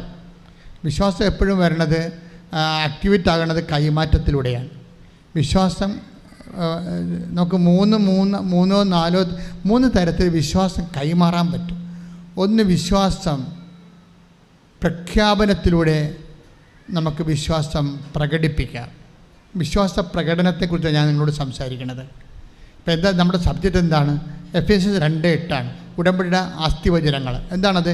അത് പറഞ്ഞ വിശ്വാസം വഴി കൃപയാലാണ് നമ്മൾ രക്ഷിക്കപ്പെട്ടത്. അപ്പോൾ ഈ വിശ്വാസം ആക്ടിവേറ്റ് ചെയ്യുന്നത് അതിൻ്റെ പ്രകടനപരത പഠിക്കണം. നമുക്ക് ബുദ്ധിപരമായിട്ട് ചെയ്യേണ്ട ഒരു വിഷയമാണ് ഉടമ്പടി, അല്ലാതെ വൈകാരികമായിട്ട് വരുന്ന വിഷയമല്ല. വിശ്വാസത്തിന് ഒരു പ്രകടനപരതയുണ്ട്. വിശ്വാസം പ്രകടിപ്പിക്കുന്ന രീതി. ഇപ്പോൾ വേണമെങ്കിൽ നമുക്ക് എനിക്കുണ്ട് 3 തരത്തിൽ വിശ്വാസം പ്രകടിപ്പിക്കാൻ പറ്റും. വിശ്വാസം പ്രഘോഷിക്കുക, നമുക്ക് അധരം കൊണ്ട് പ്രഘോഷിക്കുക, അല്ലേ? അത് റോമ 10:9 വിശ്വാസ പ്രഘോഷണം. എന്താണ്? പ്രഖ്യാപനം, അങ്ങനെ പറയാം. എന്താ റോമ 10:9? യേശു കർത്താവാണെന്ന് അധരം കൊണ്ട് ഏറ്റുപറയുകയും ദൈവം അവനെ മരിച്ചവരെന്ന് ഉയർപ്പിക്കുകയും ചെയ്യുന്ന ഹൃദയത്തിൽ വിശ്വസിക്കുമ്പോഴാണ് രക്ഷ പ്രാപിക്കുന്നത്. അപ്പൊ വിശ്വാസം പ്രഖ്യാപിച്ചാൽ രക്ഷ പ്രാപിക്കാൻ പറ്റും. വിശ്വാസം പ്രഖ്യാപിച്ചാൽ എന്താണ് വിശ്വാസം? യേശു കർത്താവാണെന്നുള്ളതാണ് വിശ്വാസം. അത് അധരം കൊണ്ട് പ്രഖ്യാപിക്കണം. അധരം കൊണ്ട് പ്രഖ്യാപിക്കും. അതിനാണ് നമ്മൾ വിശ്വാസ പ്രമാണം ചെല്ലണത്. അപ്പോൾ വിശ്വാസ പ്രമാണം ചെല്ലുമ്പോൾ നിങ്ങളുടെ മനസ്സിൽ ഉണ്ടാകണം, ഞാൻ എന്താണ് ചെയ്യണത്. കണാ പഠിപ്പിച്ചൊരു പ്രാർത്ഥന കണാകുണാന്നും പറഞ്ഞുകൊണ്ട് ഇങ്ങനെ പട്ടിക പറയണവർ പറഞ്ഞിട്ട് കഥയില്ല. അതൊരു ആക്ടിവേഷൻ പ്രിൻസിപ്പിളാണ്. വിശ്വാസം പ്രഖ്യാപിക്കുകയാണ്. എന്താ വിശ്വാസത്തിൻ്റെ അന്തസ്സത്ത? എന്താണ്? യേശു കർത്താവാണ്. അതാണ് വിഷയം. അതോടുകൂടി വിശ്വാസം എല്ലാം തീരും. കാര്യം രോഗമല്ല കർത്താവ്, കടമല്ല കർത്താവ്, ഇന്ന് വന്നിരിക്കുന്ന സാമ്പത്തിക തകർച്ചയിൽ നിന്ന് ഭരിക്കേണ്ട കാര്യമില്ല. എന്നെ ഭരിക്കാൻ ഒരാളുണ്ട്, അവൻ മരണത്തെ ജയിച്ച ഉയർത്തെഴുന്നേറ്റ കർത്താവാണ്. കൈയടിച്ച് കർത്താവ് തീരാവുന്ന പ്രശ്നമേ മനുഷ്യൻ്റെ ജീവിതത്തിലുള്ളത്. അത് വിശ്വാസ പ്രഖ്യാപനമാണ്. അതിന് വിശ്വാസ പ്രഖ്യാപനമാണ്. അപ്പോൾ വിശ്വാസം പ്രഖ്യാപിക്കുന്നവർ അതിൻ്റെ മാത്തമാറ്റിക്സ് അറിയണം. അല്ല വെറുതെ എന്ത് യേശു കർത്താവാണെന്ന് പറഞ്ഞാൽ ചുമ്മാ അതരം കൊണ്ട് ഏറ്റു പറയുമ്പോൾ ഹൃദയത്തിൽ ഒരു സെക്കൻഡ് ഫാക്കൽറ്റി ഉണ്ട്. ഇത് നമുക്കറിയാമല്ലോ, ഇത് ഒരു മൗത്താണ്, ഒരു മെഗാഫോണാണിത്. ഈ മെഗാഫോണിൻ്റെ വർക്ക്, ഇത് മെഗാഫോൺ കൊണ്ട് യേശു കർത്താവാണെന്ന് നമ്മൾ സ്വരത്തിൽ പറയുമ്പോൾ അതിൻ്റെ ആസ്തിയിൽ തന്നെ ഹൃദയത്തിൽ വിശ്വസിക്കണം. എന്ത് പറയണം? യേശു കർത്താവാണെന്ന്. യേശു കർത്താവാണെന്ന് അത്തരം കൊണ്ട് ഏറ്റു പറയുമ്പോൾ ഹൃദയത്തിൽ നമ്മൾ വിശ്വസിക്കണം. എന്താണ്? ദൈവം അവനെ മരിച്ചവളെന്ന് ഉയർപ്പിച്ചു എന്നാണ്. അവിടെ പീഡാസഹനങ്ങൾക്കൊന്നും വലിയ പ്രാധാന്യമില്ല. അവിടെ ഉയർത്തുന്നതിന് മാത്രമാണ് പ്രാധാന്യം. അനുദിന ജീവിതത്തിലെ ജീവിത അനുഭവങ്ങളെ അതായത് അതിജീവിക്കാനുള്ള ഒന്നാമത്തെ മാർഗം ഒന്ന് കുരിശും ഒന്ന് ഉയർത്തെഴുന്നേൽപ്പുമാണ്. കുരിശിനെ അതിജീവിക്കുന്നത് ഉയർത്തെഴുന്നേൽപ്പിൻ്റെ കാലം വരെ നമുക്ക് കിട്ടുന്ന ഒരു സഹിഷ്ണുത, ഒരു വിഷയവുമായിട്ട് നമ്മൾ പൊരുത്തപ്പെടാൻ വേണ്ടി ആണ് കുരിശ് നമുക്കൊരു പാഠ്യവിഷയമായി മാറണത്. കുരിശിൻ്റെ കാലം കഴിയുമ്പോൾ യേശുവിനെ കർത്താവ് ഉയർത്തുന്ന ഉത്ഥാനത്തിൻ്റെ കാലം വരും. അപ്പോഴും ഞാൻ കർത്താവിൻ്റെ സാക്ഷിയായിട്ട് പ്രഘോഷിക്കും. സാക്ഷ്യത്തിന് വേണ്ടി ഒരിക്കലാണ് ഈ കുരിശ് ചെയ്യണത്. ദുഃഖാനുഭവങ്ങളും ദുരിതാനുഭവങ്ങളും രോഗാനുഭവങ്ങളും ഒക്കെ ചെയ്യണത് ക്രിസ്തുവിലേക്കുള്ള ഉത്ഥാനം ചെയ്ത ക്രിസ്തുവിലേക്കുള്ള നമ്മുടെ ദൂരമാണ്. കൈയിട്ടിച്ച് കർത്താവിന് വിശ്വാസം വഴി പറഞ്ഞേ, വിശ്വാസം വഴി കൃപയാലാണ് നമ്മൾ രക്ഷിക്കപ്പെടുന്നത്. അപ്പോൾ കൃപ നമുക്ക് ലഭിക്കുന്നതിനും രക്ഷിക്കപ്പെടുന്നതിനും കൃപ ദൈവത്തിൻ്റെ ശക്തിയാണെന്ന് ഓൾറെഡി ഞാൻ പറഞ്ഞു കഴിഞ്ഞു. നമുക്ക് വേണ്ടത് വിശ്വാസമാണ്. വിശ്വാസത്തെ വിശ്വാസത്തിൻ്റെ പ്രകാശത്തിൽ ഒന്നാം ഘട്ടത്തിൽ വരണത് എന്താണ്? വിശ്വാസ പ്രഖ്യാപനമാണ്. അത്തരം കൊണ്ടാണ് നമ്മൾ പ്രഖ്യാപിക്കുന്നത്. ഇനി വിശ്വാസത്തിൻ്റെ പ്രകാശനങ്ങളുണ്ട്. ഇപ്പം നിങ്ങളെ പറഞ്ഞില്ലേ, ഇപ്പം കഴിഞ്ഞ ദിവസങ്ങളിലൊരു സാക്ഷ്യമുണ്ടായി, വിശ്വാസ പ്രകാശനം. അതായത് അതും ഇതുപോലെ തന്നെ ടെൻഷൻ എന്നും പറഞ്ഞൊരു വ്യക്തിയാണ്.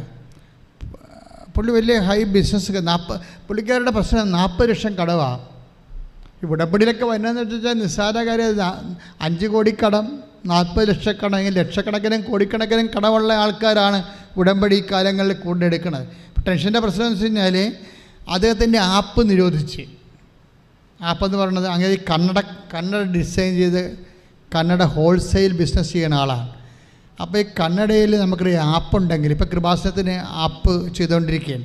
എന്നുവെച്ചാൽ കൃപാസനം ഇപ്പോൾ നമുക്ക് ലൈറ്റക്കാൻ്റെ പേ റിക്വസ്റ്റ് ഉണ്ട്, ഓൺലൈൻ ഉടമ്പടിയുണ്ട്, അതുപോലെ തന്നെ യൂട്യൂബുണ്ട്, ഫേസ്ബുക്കുണ്ട്, ടെലഗ്രാമുണ്ട്, വാട്സപ്പുണ്ട്. ഇതെല്ലാം സിംഗിൾ വിൻഡോയിലേക്ക് വരും. അപ്പോൾ ഈ ആപ്പ് ഡൗൺലോഡ് ചെയ്യണമെന്നുണ്ടെങ്കിൽ ഇപ്പോൾ ഡൗൺലോഡ് ചെയ്യരുത്, ഞാൻ പറയാം. അതിനെ കുറച്ച് ലാസ്റ്റ് വർക്ക് ചെയ്തുകൊണ്ടിരിക്കുകയാണ്. 1.5 കൊല്ലമായത് ചെയ്യണത്, നിസ്സാരമല്ല, കുറേ വർക്കുണ്ട് അതിന്. അപ്പോൾ കംപ്ലീറ്റ് ആപ്പ് ചെയ്യാൻ ഈ ആപ്പ്, ഇയാളുടെ കന്നഡയുടെ ആപ്പ്, ടെൻഷൻ്റെ കന്നഡയുടെ ആപ്പ് ഇൻ്റർനാഷണൽ ലെവലിൽ നിരോധിച്ചു. ഇത് കേസുണ്ടായി. കാര്യം മറ്റ് കന്നഡ കച്ചവടക്കാരൊക്കെ പ്രശ്നം ഉണ്ടാക്കി എന്തോ ചെയ്തിട്ട് അവർ കേസ് കൊടുത്തിട്ട് ഇൻ്റർനാഷണൽ ലെവലിൽ കമ്പനി ആപ്പ് നിരോധിച്ചു. ആപ്പ് നിരോധിച്ചിട്ട് കന്നഡ ബിസിനസ് തകർന്ന്. ആപ്പ് നിരോധിച്ചു കഴിഞ്ഞാൽ പിന്നെ അയാൾ തന്നെ ഡിസൈൻ ചെയ്യണേ കന്നഡയെ. അപ്പോൾ അത് ആപ്പിലാണ് ഇടണത്.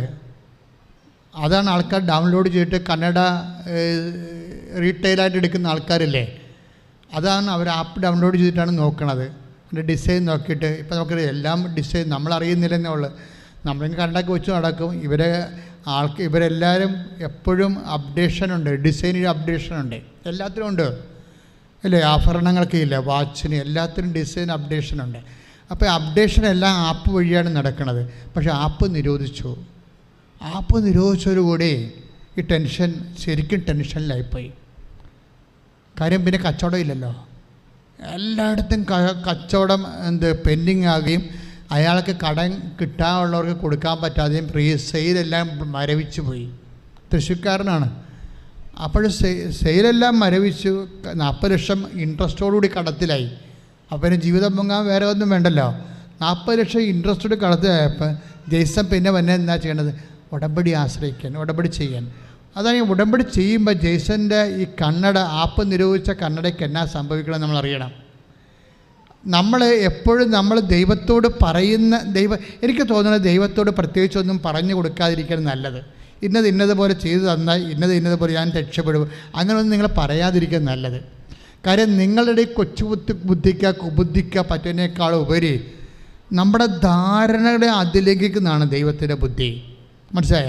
അപ്പം നമ്മൾക്കൊരു ധാരണ ഉണ്ടാവും, നമ്മുടെ കണ്ണട രക്ഷപ്പെടണമെങ്കിൽ, കണ്ണട വ്യാപാരം രക്ഷപ്പെടണമെങ്കിൽ ഇന്നത് ദൈവം ചെയ്തു തന്നാൽ മതി. അപ്പോൾ ദൈവത്തിനെ കയറി പഠിപ്പിക്കാൻ നിൽക്കരുത് ആരും. നിങ്ങൾ രക്ഷപ്പെടണമെങ്കിൽ ഇന്ന കാര്യം ദൈവം ചെയ്തു തന്നാൽ മതി എന്ന് പറയരുത്. അത് മണ്ടത്തര കാര്യം. പലപ്പോഴും ബൈബിൾ പറയും നിങ്ങളുടെ ധാരണകളെ അതിലംഘിക്കുന്ന taking the word of God, നിങ്ങളുടെ ധാരണകളെ അതിലംഘിക്കുന്ന. ഫിലിപ്പിയർ 4:6-7 ഒന്നിനെക്കുറിച്ചും ആകുലരാകേണ്ട. അത് പറഞ്ഞേ, ഒന്നിനെക്കുറിച്ചും ആകുലരാകേണ്ട. പ്രാർത്ഥനയിലൂടെയും അപേക്ഷയിലൂടെയും കൃതജ്ഞതാ സ്തോത്രങ്ങളോടെ നിങ്ങളുടെ യാചനകൾ ദൈവസന്നിധിയിൽ അർപ്പിക്കുവിൻ. അപ്പോൾ നമ്മുടെ എല്ലാ ധാരണയെയും അതിലംഘിക്കുന്ന ദൈവത്തിന്റെ സമാധാനം നിങ്ങളുടെ ഹൃദയങ്ങളെയും ചിന്തകളെയും യേശുക്രിസ്തുവിൽ കാത്തുകൊള്ളും. അപ്പോൾ ഒരു സമാധാനം എന്ന് പറയുന്നത് ഒരു ഉത്തരമാണ്, ആൻസറാണ്. ദൈവത്തിൻ്റെ സമാധാനം എന്ന് പറഞ്ഞാൽ ദൈവത്തിൻ്റെ ഉത്തരമെന്ന അർത്ഥം. നിന്നിപ്പോൾ ജെയ്സ് ടെൻഷൻ്റെ വിഷയത്തിന് അയാൾക്കൊരു ധാരണയുള്ളത് എന്താണ്? ആപ്പ് നിരോധിച്ച ആപ്പ് വീണ്ടും കമ്പനി റീസെറ്റ് ചെയ്ത് കഴിഞ്ഞാൽ അയാൾക്ക് സമാധാനം കിട്ടും, ഉത്തരം കിട്ടുമെന്നാണ്. പക്ഷേ ആ ധാരണയല്ല ഫിലിപ്പിയർ 4:6-7 പറയണത്. 4-ാം അധ്യായം 6-ാം വാക്യവും 7-ാം വാക്യവും പറയുന്നത് എന്താണ്? നിങ്ങളുടെ ജീവിതം രക്ഷപ്പെടാൻ നിങ്ങളുടെ ധാരണയെ അതിലംഘിക്കുന്ന ദൈവത്തിൻ്റെ സമാധാനം, ദൈവത്തിൻ്റെ ഉത്തരം. അവിടുത്തെ സമാധാനത്തിന് പീസ് എന്നല്ല, ആൻസർ എന്ന അർത്ഥം. ദൈവത്തിൻ്റെ ആൻസർ, ദൈവത്തിൻ്റെ ഉത്തരമുണ്ട്. ടെൻഷൻ അതനുസരിച്ച് ഉത്തരം, ആൻസർ. അയാൾ പിന്നെ ഒരു കാര്യമുണ്ട്, അയാൾ ഉടമ്പടിയുടെ സത്യസന്ധതയുള്ള ആളാണ്. ഈ നമ്മുടെ സത്യസന്ധത ഉണ്ടെങ്കിലാണ് ദൈവം ആ ഉടമ്പടിയുടെ യഥാർത്ഥ തനി നിറം കാണിക്കത്തുള്ളൂ. നമ്മൾ സത്യസന്ധത ഇല്ലാത്തവർ, നമുക്കൊരു ഉടമ്പടി എടുക്കുന്നവരിൽ എനിക്കറിയാം ഒരു 70% പേര് സത്യസന്ധത ഇല്ലാത്തവരാണ്. ഉള്ള കാര്യം ഞാൻ മുഖത്ത് നോക്കി പറയുകയാണ്. ഉടമ്പടി എടുക്കുന്നവരിൽ 70% പേര് സത്യസന്ധത ഇല്ലാത്തവരാണ്. അവർ ദൈവത്തോട് എന്താണ് ഉടമ്പടി ചെയ്യിക്കണമെന്ന് അവർക്ക് അറിയത്തില്ല.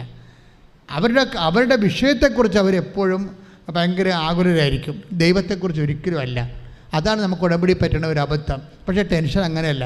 ടെൻഷൻ എന്തെല്ലാം കാര്യം ചെയ്തറിയാം. 40 ലക്ഷം കടത്തി കിടന്നിട്ട് എന്തെല്ലാം കാര്യം ആ മനുഷ്യൻ ചെയ്തെന്നറിയാവോ? ഓരോ റിട്ടയർ ഷോപ്പ്, കേരളം മുഴുവൻ റിട്ടയർ ഷോപ്പാണ്. അയാൾക്ക് കാശ് കൊടുക്കാനുള്ള ആൾക്കാരാണ്. എല്ലാവരെയും കാണാൻ പോകുമ്പോഴൊക്കെ ചില സമയത്ത് കടയടച്ച് പിരിയുമ്പോഴൊക്കെയല്ലേ നമ്മൾ കാശ് കളക്ട് ചെയ്യണ ആൾക്കാർ. കട അടക്കാൻ നേരത്തല്ല കാശ് കളക്ട് ചെയ്യുന്നത്. അപ്പോൾ പല സമയത്തും കൊല്ലത്തും ട്രിവാൻഡ്രത്തും കാസർഗോഡും ഒക്കെ പോയി കട അടച്ച് കടക്കാൻ നേരത്തെ കാശ് കളക്ട് ചെയ്ത് കിട്ടണ കാശ് വാങ്ങിച്ചിട്ട് പുറത്തിറങ്ങുമ്പോൾ ഇയാൾ ചെയ്യണ എന്താ പരിപാടി? എന്താ? ഇയാൾ ഉടമ്പടിയുടെ ആ ജീവകാരുണ്യ പ്രവർത്തനം കൃത്യമായിട്ട് ചെയ്യുന്നുണ്ട്. ആ സാക്ഷ്യം അടിപൊളി സാക്ഷ്യമാണ്. എന്താ ചെയ്യണത്? അയാൾ നിരത്തിൽ കിടന്നുറങ്ങുന്ന രോഗികളെയൊക്കെ വിളിച്ചെഴുന്നേൽപ്പിക്കും.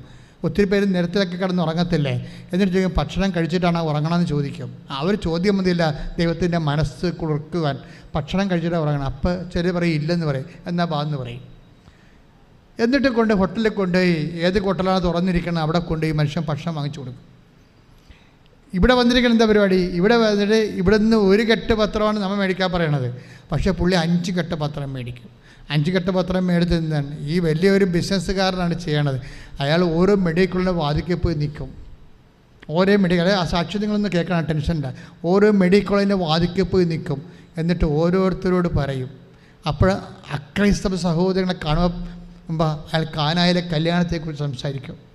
ഒരു മനുഷ്യൻ വചനം പ്രഘോഷിക്കണേ, അയാൾ തകർന്ന് തരിപ്പണമായിരിക്കുന്ന സമയമാണ്. പക്ഷെ അതല്ല, സുവിശേഷത്തിന് വിലങ്ങ് വെച്ചിട്ടില്ല. Take the word of God. സാഹചര്യം അനുകൂലമായിരിക്കുമ്പോൾ അല്ലാത്തപ്പോഴും take the word of God. ശ്രദ്ധിക്കട്ടെ.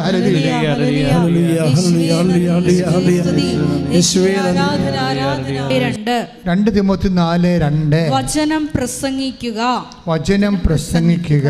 സാഹചര്യങ്ങൾ അനുകൂലമാണെങ്കിലും അല്ലെങ്കിലും ജാഗരൂകതയോടെ വർത്തിക്കുക. മറ്റുള്ളവരിൽ ബോധ്യം ജനിപ്പിക്കുകയും അവരെ ശാസിക്കുകയും ഉദ്ബോധിപ്പിക്കുകയും ചെയ്യുക. വചനം പ്രഘോഷിക്കുക. സാഹചര്യം അനുകൂലമാണെങ്കിലും അല്ലെങ്കിലും. എപ്പോഴും നമുക്ക് സാഹചര്യം അനുകൂലമായി വരിക. ഇപ്പോൾ ജെയ്സന് സാഹചര്യം അനുകൂലമല്ല. 40 ലക്ഷം കടവും അതിൻ്റെ ഇൻട്രസ്റ്റും കടക്കാരുടെ വിളിയും തിരക്കും എല്ലാമാണ്. പക്ഷെ അതിൻ്റെ ഉള്ളിലും അദ്ദേഹം വചനം പ്രഘോഷിക്കുകയാണ്. പല വിശ്വാസികളാണെങ്കിലും അയ്യോ നാം ഉടമ്പടി എടുത്തിട്ടും കടക്കാർ വിളി നിർത്തണില്ലല്ല എന്ന് പറഞ്ഞുകൊണ്ട് മാറിക്കിടന്ന് ഉറങ്ങും, അല്ലെങ്കിൽ 2 സ്മോൾ അടിക്കും. അങ്ങനെ ഇരുട്ടുകൊണ്ട് കൂട്ടിടക്കാനൊന്നും പറ്റത്തില്ല. അത് നട്ടലില്ലാത്ത പരിപാടിയാണ്. മറിച്ച് ദൈവശക്തിയുള്ളവൻ നട്ടുള്ളവനാണ്. വിശ്വാസം നമുക്ക് നൽകുന്നത് എക്സ്ട്രാ നട്ടല്ലാണ്. കൈയിടിച്ച് കർത്താവിനെ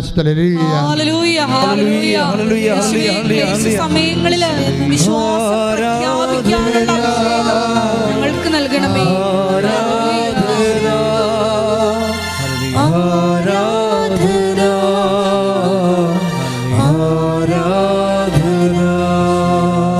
പരിശുദ്ധ പരമദിവ്യകാരുടെ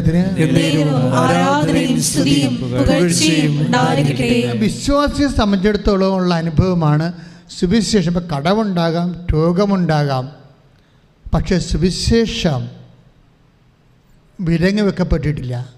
സുവിശേഷം സാഹചര്യം അനുകൂലമല്ലെങ്കിലും അത് പ്രഘോഷിക്കാനുള്ള വിശ്വാസമെന്ന് പറയണത് അത് വിശ്വാസത്തിൻ്റെ ഒരു പ്രകാശനമാണ്. അപ്പം ജെയ്സൺ, ഞാൻ പറഞ്ഞ വിശ്വാസം കൈമാറുന്നത് വിശ്വാസ പ്രഖ്യാപനത്തിലൂടെ, പിന്നെ എന്താണ്, വിശ്വാസ പ്രകാശനത്തിലൂടെ. വിശ്വാസ പ്രകാശനമാണ് ഇപ്പോൾ ജെയ്സൺ ചെയ്യണത്.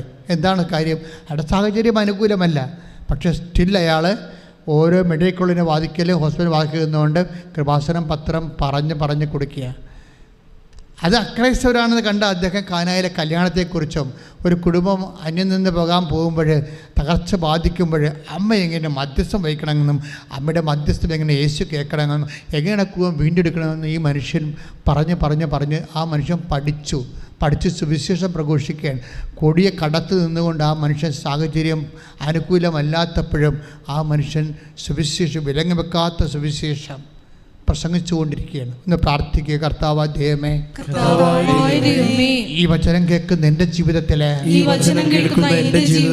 എൻ്റെ ജീവിത സാഹചര്യം രോഗങ്ങൾ കൊണ്ടോ കടങ്ങൾ കൊണ്ടോ ജോലിയില്ലായ്മ കൊണ്ടോ കലഹങ്ങൾ കൊണ്ടോ വിവാഹമോചനം കൊണ്ടോ കമ്പനിയുടെ തകർച്ചകൾ കൊണ്ടോ ഏത് തകർച്ചയാണെങ്കിലും മരണത്തിന്റെ തകർച്ചയെ അതിജീവിച്ചുകൊണ്ട് പുനരുദ്ധാനം ചെയ്ത യേശുവിൽ വിശ്വസിക്കുന്ന എന്നിലേക്ക് ഉദ്ധാനത്തിന്റെ ശക്തി അഭിഷേകമായി നൽകണമേ. എല്ലാ സാഹചര്യത്തിലും അനുകൂലമായാലും പ്രതികൂലമായാലും വിശ്വാസ പ്രകാശനമായി സുവിശേഷം പ്രഘോഷിക്കുവാൻ, സുവിശേഷം പ്രാവർത്തികമാക്കുവാൻ, സുവിശേഷം പ്രകാശിപ്പിക്കുവാൻ അഭിഷേകം ചെയ്യണമേ.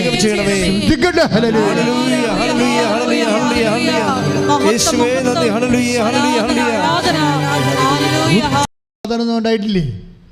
പക്ഷെ അങ്ങനെ അഡ്വാൻസ് ചെയ്യണം ദൈവത്തിനെ.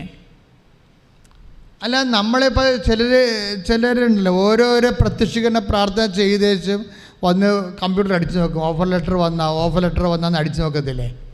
ഓരോ എന്തെങ്കിലുമൊക്കെ പ്രത്യക്ഷ പ്രാർത്ഥന എന്തെങ്കിലുമൊക്കെ ചില ചില്ലറ പരിപാടിയൊക്കെ ചെയ്തേച്ച് ചെയ്തേച്ചും വന്നിട്ട് വിസ വന്നാൽ കമ്പ്യൂട്ടർ അടിച്ച് നോക്കും. അതൊക്കെ ഒരു ഞരമ്പ് രോഗമാണ്. ദൈവത്തിനെ പരീക്ഷിക്കാൻ വേണ്ടി വയറ്റിപ്പഴപ്പിന് വേണ്ടി മാത്രം ഉടമ്പടി ചെയ്ത ആൾക്കാർ. അങ്ങനെ നിങ്ങൾ നശിക്കരുത്. ദൈവത്തിൻ്റെ മുമ്പിൽ വിലയില്ലാത്ത ആൾക്കാരായിട്ട് ബ്രാൻഡ് ചെയ്യരുത്. അപ്പോൾ ദൈവത്തിന് മനസ്സിലാകത്തില്ല, ദൈവത്തിനല്ല വില, നിങ്ങളുടെ വിസായിക്കാണ് നിങ്ങൾ പ്രാധാന്യം കൊടുക്കണമെന്ന്. എന്തിനാണ് ദൈവത്തിന് പിടി കൊടുക്കണത്? അത് ലോക മണ്ടത്തരങ്ങളാണ്. കുറച്ച് ബുദ്ധി വേണം ദൈവമായിട്ട് ഇടപെടണമെങ്കിൽ. ആ ബ്രാൻഡഡ് ആകാതിരിക്കാൻ പ്രത്യേകം ശ്രദ്ധിക്കണം. ഈ ജെയ്സൺ കണ്ടില്ലേ, ബ്രാൻഡഡ് അല്ല. അയാൾക്ക് എന്തുമായിട്ട് അത് എൻ്റെ കടങ്ങളെക്കുറിച്ചും ഒക്കെ കർത്താവിന് തീരുമാനം ഉണ്ടാകും. എനിക്ക് കിട്ടിയ അഭിഷേകത്തിൽ ഞാൻ ദൈവത്തിൻ്റെ ജോലി ചെയ്യുമെന്ന് പറഞ്ഞ് അദ്ദേഹം ഓരോരോ ദാനങ്ങൾ ചെയ്യുക, ദാനധർമ്മങ്ങൾ ചെയ്യുക, ഇങ്ങനെ കുറേ ജോലി ചെയ്തുകൊണ്ടിരിക്കുകയാണ്. സുവിശേഷ വേല ചെയ്യുക. ഇത് വിശ്വാസത്തിൻ്റെ പ്രകാശനങ്ങളാണ്. വിശ്വാസത്തിൻ്റെ പ്രഖ്യാപനം പറഞ്ഞു, വിശ്വാസത്തിൻ്റെ പ്രകാശനം പറഞ്ഞു. അപ്പോൾ എന്താ സംഭവിച്ചത്? അയാൾ സ്വപ്നത്തിൽ വിചാരിക്കാത്ത ധാരണ അധ്യയനിക്കുന്ന ഒരു പുതിയ വഴിയുമായിട്ട് മാതാവ് വരണത്. നമ്മൾ ഞെട്ടിപ്പോവും, കണ്ണ് നിറഞ്ഞു പോവും. എന്താ അമ്മ ചെയ്തെന്നറിയോ? ഈ മനുഷ്യൻ്റെ അപ്പൂപ്പൻ്റെ കാലത്ത് കൈമാറ്റം വന്ന ഒരു കുടുംബപ്പുരയിടമുണ്ട്. അപ്പൂപ്പൻ അദ്ദേഹത്തിൻ്റെ ചേട്ടന് കൊടുത്തതാണ് ആ പുരയിടം. ചേട്ടൻ അത് ചേട്ടൻ്റെ മകൾക്ക് കൊടുത്തു. അവളെ വേറെ സ്ഥലത്ത് കെട്ടിച്ചു വിട്ടു. അവരെല്ലാം അമേരിക്ക സെറ്റിൽഡാണ് വർഷങ്ങളായിട്ട്. ഈ പുരയുടെ ഇവിടെ നാട്ടിൽ കിടപ്പുണ്ട്. ഈ പുരയുടെ ചാർജ് അത് തീർ കൊടുത്തതാണ്. ആ പുരയിടം ഗവൺമെൻറ്റിൽ ഈ ടാക്സ് അടക്കാതെ കാലഹരണപ്പെട്ട് ഗവൺമെൻറ് കൈകയറാൻ പോയി. അപ്പോൾ ഇത് ആരോ ഇവരെ നേരത്തെ അറിയിച്ചിട്ടുണ്ട്, നിങ്ങളുടെ പുരയുടെ മിക്കവാറും സർക്കാർ ഭൂമിയായിട്ട് മിച്ച ഭൂമിയായിട്ട് കണ്ടുകെട്ടാൻ സാധ്യതയുണ്ട്. കാര്യം ഇത് അവർ ടാക്സ് അടക്കണില്ലല്ല. അപ്പോൾ അങ്ങനെ വരുമ്പോൾ ഒരു സുപ്രഭാതത്തിൽ, അത് പണ്ട് നടന്ന കാര്യമാണ്. അപ്പം ജീവിച്ചിരുന്ന കാലത്ത് ഇവിടുന്ന് നാട്ടിൽ നിന്ന് പറഞ്ഞതാണ്, പുരയിടം കാലഘട്ടപ്പെട്ടുകൊണ്ടിരിക്കുകയാണ്, മിച്ചഭൂമിയായി പോകുന്നതൊക്കെ പറഞ്ഞതാണ്. പക്ഷെ ഒരു സുപ്രഭാതത്തിൽ ഈ വല്യപ്പൻ കൈമാറ്റം ചെയ്ത ആ വല്യപ്പൻ്റെ മകള് നാട്ടിൽ വന്നിട്ട് ആ പുരയിടം ജെയ്സനും 6 പേർക്കുമായിട്ട് വീതിച്ച് തീർ കൊടുക്കും. അപ്പോൾ ഒരു 36 സെൻറ്റ് അയാൾക്ക് കിട്ടും. 36 സെൻറ്റ് പെട്ടെന്ന് നിൽക്കണം. ഒരു സുപ്രഭാതത്തിൽ 36 സെൻറ്റ് ഇങ്ങനെ പൊങ്ങി വരികയാണ്. ദൈവം ഒരു സൊല്യൂഷൻ ഉണ്ടായിക്കൊണ്ട് വരുന്ന സംഭവമില്ലേ ദൈവം. എന്നിട്ട് എന്താ അമ്മ ചെയ്തിരിക്കണത്? ജെയ്സൺ എന്താ ചെയ്തിരിക്കണത്? ജെയ്സൺ കൊണ്ട് ഉടമ്പടി ഉപ്പ് കൊണ്ടുപോയി വിശ്വാസ പ്രമാണം ചൊല്ലി ഈ 36 സെൻറ്റിൽ അങ്ങോട്ട് തളിക്കും. എന്താ കാര്യം? പുള്ളിക്ക് ജപ്തിയായി വരികയാണ്. അതുകൊണ്ട് ഈ പുരയിടത്തിൽ കൊണ്ട് ഉടമ്പടി ഉപ്പ് വിതറും. ഉപ്പ് വിതറി ഏതാണ്ട് 3 ദിവസത്തിനുള്ളിൽ പുരയിടം കച്ചവടമായി. ഈ 40 ലക്ഷത്തെ കൂടുതൽ അടക്കാനുള്ള കാശ് കിട്ടണമല്ല, ബാങ്കിൽ നിന്ന് 1 ടൈം സെറ്റിൽമെൻറ്റ് വരും. അപ്പോൾ പിന്നെയും പകുതിയായിട്ട് കടം കുറയും. അതായത് ഒരു വിഷയം നോക്കിയ ദൈവം എന്ത് ജെനുവിനായിട്ടാണ് ഒരു മനുഷ്യനെ ഇട്ട് ഉടമ്പടി ഉടമ്പടിയോട് നമ്മൾ വിശ്വസ്തരാണെന്ന് ദൈവത്തിന് തോന്നിയാൽ, ജെയ്സന് ഒരു 1.5 വിശ്വസ്തത കാണിച്ചിരിക്കണത്. 1.5 ദൈവത്തിന് വിശ്വസ്തത ഭയങ്കര ഇഷ്ടമാണ്. കാര്യം ദൈവത്തിൻ്റെ സ്വഭാവമാണ് വിശ്വസ്തത എന്ന് പറയണത്. അപ്പോൾ ഒരു ദൈവത്തോട് ഉടമ്പടി വിശ്വസ്തത എന്ന് പറയുമ്പോൾ ദൈവം തന്നെ ഒരു ബുദ്ധിയിൽ ഒരു പാക്കേജ് കണ്ടുപിടിച്ചിട്ട് ഇവനെ ലിഫ്റ്റ് ചെയ്യണം. അത് വല്ലാത്തൊരു ലിഫ്റ്റിംഗ് ആയിപ്പോയി. അതായത് അത്ര നമ്മളെ ഒന്നും ചിന്തിക്കാത്ത. അതുകൊണ്ട് ഞാൻ പറഞ്ഞു, ദൈവത്തിന് നിങ്ങൾ വരച്ച് കൊടുക്കരുതെന്ന് പറഞ്ഞതിൻ്റെ കാര്യം. ദൈവം വരക്കട്ടെ. ദൈവം വരക്കുമ്പോൾ അമർത്തി കുലുക്കി നിറച്ചളന്ന് 36 6:36 ശ്രദ്ധിക്കട്ടെ. ഹല്ലേലൂയ അല്ലേ? യേശുവേ നന്ദി. ലൂക്കാ 6:36-38 ശ്രദ്ധിക്കട്ടെ. ലൂക്കാ 6:38 കൊടുക്കുവിൻ നിങ്ങൾക്കും ലഭിക്കും. പറഞ്ഞു, കൊടുക്കുവിൻ നിങ്ങൾക്കും ലഭിക്കാം. അമർത്തിക്കുലുക്കി നിറച്ചളന്ന് അവർ നിങ്ങളുടെ മടിയിലിട്ട് തരും. ഇതല്ലേ സംഭവം? അതേ ഇപ്പം ജെയ്സൺ കൊടുക്കണല്ല, എല്ലാവർക്കും കൊടുക്കണം. ആകാശിൻ്റെ കടവാണ്. അപ്പോഴും ആൾക്കാരെ വിളിച്ചു നടത്തി കൊടുത്തുകൊണ്ടിരിക്കുക, ദൈവത്തിന് സുവിശേഷം പ്രഘോഷിച്ചുകൊണ്ടിരിക്കുന്നത്. അതാണ് ഈശോ പറയണത്, കൊടുക്കുവിൻ നിങ്ങൾക്ക് ലഭിക്കും. പക്ഷെ ദൈവം തന്നെ എങ്ങനെയാണ്? അമർത്തി കുലുക്കി നിറച്ച് അളന്ന് അവൻ നിൻ്റെ മടിയിലോട്ട് ചൊരിയും. കാര്യം 1 ടൈം സെറ്റിൽമെൻറ്റിൽ കടങ്ങൾ കുറഞ്ഞ്, അതുകൂടാതെ 2 പുരയിടമാണ് കിട്ടിയിരിക്കുന്നത്. 2 പുരയിടം വിട്ട് ഒരു 26 ഒരു 39 സെൻറ്റാണ് വിറ്റ് പോയിരിക്കുന്നത്. അതെല്ലാം പണം പടവടാന്ന് കിട്ടുകയാണ് അത് മനുഷ്യന്. അതിപ്പോൾ എത്രയോ വർഷങ്ങളായിട്ട് വിൽക്കാത്ത പുരയിടമൊക്കെ പടയെന്ന് വിറ്റുപോയി. ദൈവം ഈ വിഷയം ഏറ്റെടുക്കാൻ വേണ്ടി നിങ്ങൾ ദൈവത്തിൻ്റെ തിരുസന്നിധിയിൽ ഉടമ്പടി സത്യസന്ധരാകാൻ വേണ്ടി പ്രത്യേകം പ്രാർത്ഥിക്കുക. കർത്താവ് ദൈവമേ, ഉടമ്പടി സത്യസന്ധരാകാൻ വേണ്ടി ദൈവ സ്നേഹത്തോടെ ദാനമാണ്. അപ്പോൾ വിശ്വാസം വഴിയാണ് നമുക്ക് ദാനം ലഭിക്കുക എന്ന് നമുക്ക് കണ്ടത്. അപ്പോൾ വിശ്വാസം വഴി ദാനം എങ്ങനെയാണ് ലഭിക്കണമെന്നാണ് നമ്മൾ പിന്നെ കണ്ടത്. വിശ്വാസം പ്രകാശനത്തിലൂടെയാണ്, വിശ്വാസം പ്രഖ്യാപനത്തിലൂടെ. അത്തരം കൊണ്ട് നമ്മൾ പ്രഖ്യാപിക്കുന്നോ, വിശ്വാസ പ്രമാണം ചെല്ലുന്നോ, പ്രാർത്ഥന ചെല്ലുന്നോ, അതെല്ലാം വിശ്വാസ പ്രഖ്യാപനമാണ്. രണ്ടാമത്തെ എന്താണ്? വിശ്വാസ പ്രകാശനമാണ്. ഈ ജേസൺ ചെയ്ത മുഴുവൻ വിശ്വാസ പ്രകാശനം കൂടിയാണ് ചെയ്തിരിക്കുന്നത്. അതുപോലെ തന്നെ വിശ്വാസ പ്രയോഗമുണ്ട്. അയാളെ വിൽക്കാത്ത സ്ഥലത്ത് കൊണ്ടുപോയി വിശ്വാസ പ്രമാണം ചൊല്ലിയിട്ട് ഉപ്പിടുമ്പോഴെന്താ സംഭവം? അത് പ്രയോഗമാണ്. വിശ്വാസം 3-4 തരത്തിലാണ്. ഉടമ്പടി പോലെ ഇത്രയും മനോഹരമായ രീതിയിൽ വിശ്വാസത്തിൻ്റെ സമഗ്രത പ്രകാശിപ്പിക്കുന്ന മറ്റൊരു പ്രാർത്ഥനാ രൂപം ഉണ്ടാകത്തില്ല. ഇത് വിശ്വാസ പ്രയോഗമാണ്.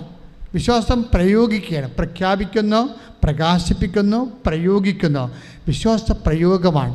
വിശ്വാസ പ്രയോഗത്തിൻ്റെ ഏറ്റവും ശക്തമായ ഇപ്പം ബെന്നി ജോസഫ് ബെന്നി എന്ന് പറയുന്നത് സ്ത്രീയാണ് കേട്ടോ. ബെന്നി ജോസഫ് എന്ന് പറഞ്ഞ സാക്ഷ്യം ഉണ്ടായി ഈ ദിവസങ്ങളുണ്ടായിരുന്നു. എനിക്ക് ഭയങ്കര ഇഷ്ടപ്പെട്ടൊരു സാക്ഷ്യമാണ്. ബെന്നി ജോസഫിൻ്റെ പ്രോബ്ലം വെച്ച് കഴിഞ്ഞാൽ 10-28 കൊല്ലമായിട്ട് അവർ ഈ കോട്ടപ്പുറത്തുള്ളതാണ്, കൃഷ്ണൻകോട്ട ഇടവകയാണ്. അവിടെ പ്രശ്നം നിങ്ങൾ ചിന്തിച്ചാൽ അവിടെയൊക്കെ മുഴുവൻ വെള്ളമാണല്ല. നമ്മൾ ഈ പ്രളയത്തിൻ്റെ സമയത്ത് ഏറ്റവും കൂടുതൽ ദുരിതം അനുഭവിച്ച സ്ഥലങ്ങളാണ് കോട്ടപ്പുറം. പെരിയാറൊക്കെ വന്ന് വീഴണ സ്ഥലമല്ലേ. ഇപ്പോൾ പെരിയാർ പൊങ്ങുമ്പോൾ ഓട്ടോമാറ്റിക്കലായിട്ട് എല്ലാ വീട്ടിലും വെള്ളം പൊങ്ങി. എത്രയോ സ്ഥലമാണ് വൈപ്പിൻ തൊട്ട് അങ്ങ് ചെറായി വരെയും, ചെറായും കഴിഞ്ഞ് വെള്ളം പൊങ്ങിയില്ലേ, എല്ലാ വീട്ടിലും വെള്ളം കയറി. അപ്പം അതുപോലെ അവരുടെ വീടിൻ്റെ അടുത്ത് കൂടി ഒരു തോട് പോകണ്ടേ, ഒരു തോട്. ഈ തോടിൻ്റെ പ്രശ്നം ഏറ്റവും വരുമ്പോൾ 7 തോടിങ്ങനെ പൊങ്ങുമ്പോൾ എന്നാ പറ്റണമെന്ന് വെച്ച് കഴിഞ്ഞാൽ അവിടെ പറമ്പിലേക്ക് വെള്ളം കയറും. തോട്ടിലെ വെള്ളം പറമ്പ്, ഇപ്പോഴത്തെ കാലത്ത് തോടെന്ന് പറയുമ്പോൾ അറിയാമല്ലോ, എല്ലാ അഴുക്കും ഉണ്ടാകുന്ന വേസ്റ്റ് ഇട്ട സെപ്റ്റി ടാങ്ക് പൊട്ടി ഒഴുകണ പോലെയാണ് ഈ തോടൊക്കെ പൊട്ടണത്. നിങ്ങളൊന്ന് പ്രാർത്ഥിക്കേണ്ട ഒരു വിഷയമാണ്. കാര്യം ഒരു 50 കൊല്ലം മുമ്പ് നമ്മുടെ തോടൊക്കെ എന്ത് മനോഹരമായിരുന്നു, വൃത്തിയായിരുന്നു, മെനയായിരുന്നു. ഇപ്പോൾ എല്ലാം സെപ്റ്റി ടാങ്ക് പോലെ കറുത്തില്ലേ. അതായത് നമ്മുടെ സംസ്കാരത്തിൽ വന്നിരിക്കുന്ന ഒരു പെശകാണ് ശരിക്കും. നമ്മൾ എത്ര എഡ്യൂക്കേറ്റഡ് ആണ്, പക്ഷേ നമുക്ക് സംസ്കാരം കുറവാണ്. അതുകൊണ്ട് നമ്മുടെ പരിസരങ്ങളൊക്കെ ഭയങ്കര മലിനീകരണമാണ്. വെള്ളം മാത്രമല്ല, അന്തരീക്ഷവും എല്ലാം. ഇപ്പോൾ പണ്ടൊക്കെ നമ്മൾ കടകളിലൊക്കെ ചെല്ലുമ്പോൾ കണ്ടിട്ടില്ലേ, സിഗരറ്റ് കുറ്റിയും അതുപോലെ ബീഡി കുറ്റിയും എല്ലാം ഇവിടെ കിടക്കണ കാണാം. സിഗരറ്റ് കുറ്റി, ആൾക്കാർ മുറുക്കാൻ തുപ്പണ. പണ്ട് മരണ വീട്ടിലൊക്കെ ചെന്ന് കഴിഞ്ഞാൽ നമ്മൾ ഭയങ്കര കുറേ ആൾക്കാരിങ്ങനെ സ്ഥിരം തുപ്പ് തൊഴിലാളികളായിട്ട് ഇരിപ്പുണ്ടാവും അല്ലേ. കുറേ ബീഡിയൊക്കെ വാങ്ങിച്ച് കുറേ വെറ്റിലൊക്കെ മുറുക്കി. ഇപ്പോൾ ആ കാലം കഴിഞ്ഞ് ഇപ്പോൾ നമ്മൾ വീട്ടിൽ മരണ വീട്ടിൽ ചെന്ന് കഴിഞ്ഞാൽ നമുക്കറിയാം, കുറേ വെറ്റിലൊക്കെ വെച്ചുകൊണ്ട് മുറുകി തോന്നിവാസം പറഞ്ഞുകൊണ്ടിരിക്കുന്ന ഒരു വർഗത്തെ കാണുമായിരുന്നു. നമ്മുടെ അപ്പൂപ്പന്മാരാണ്, അവരൊക്കെ മരിച്ചുപോയി.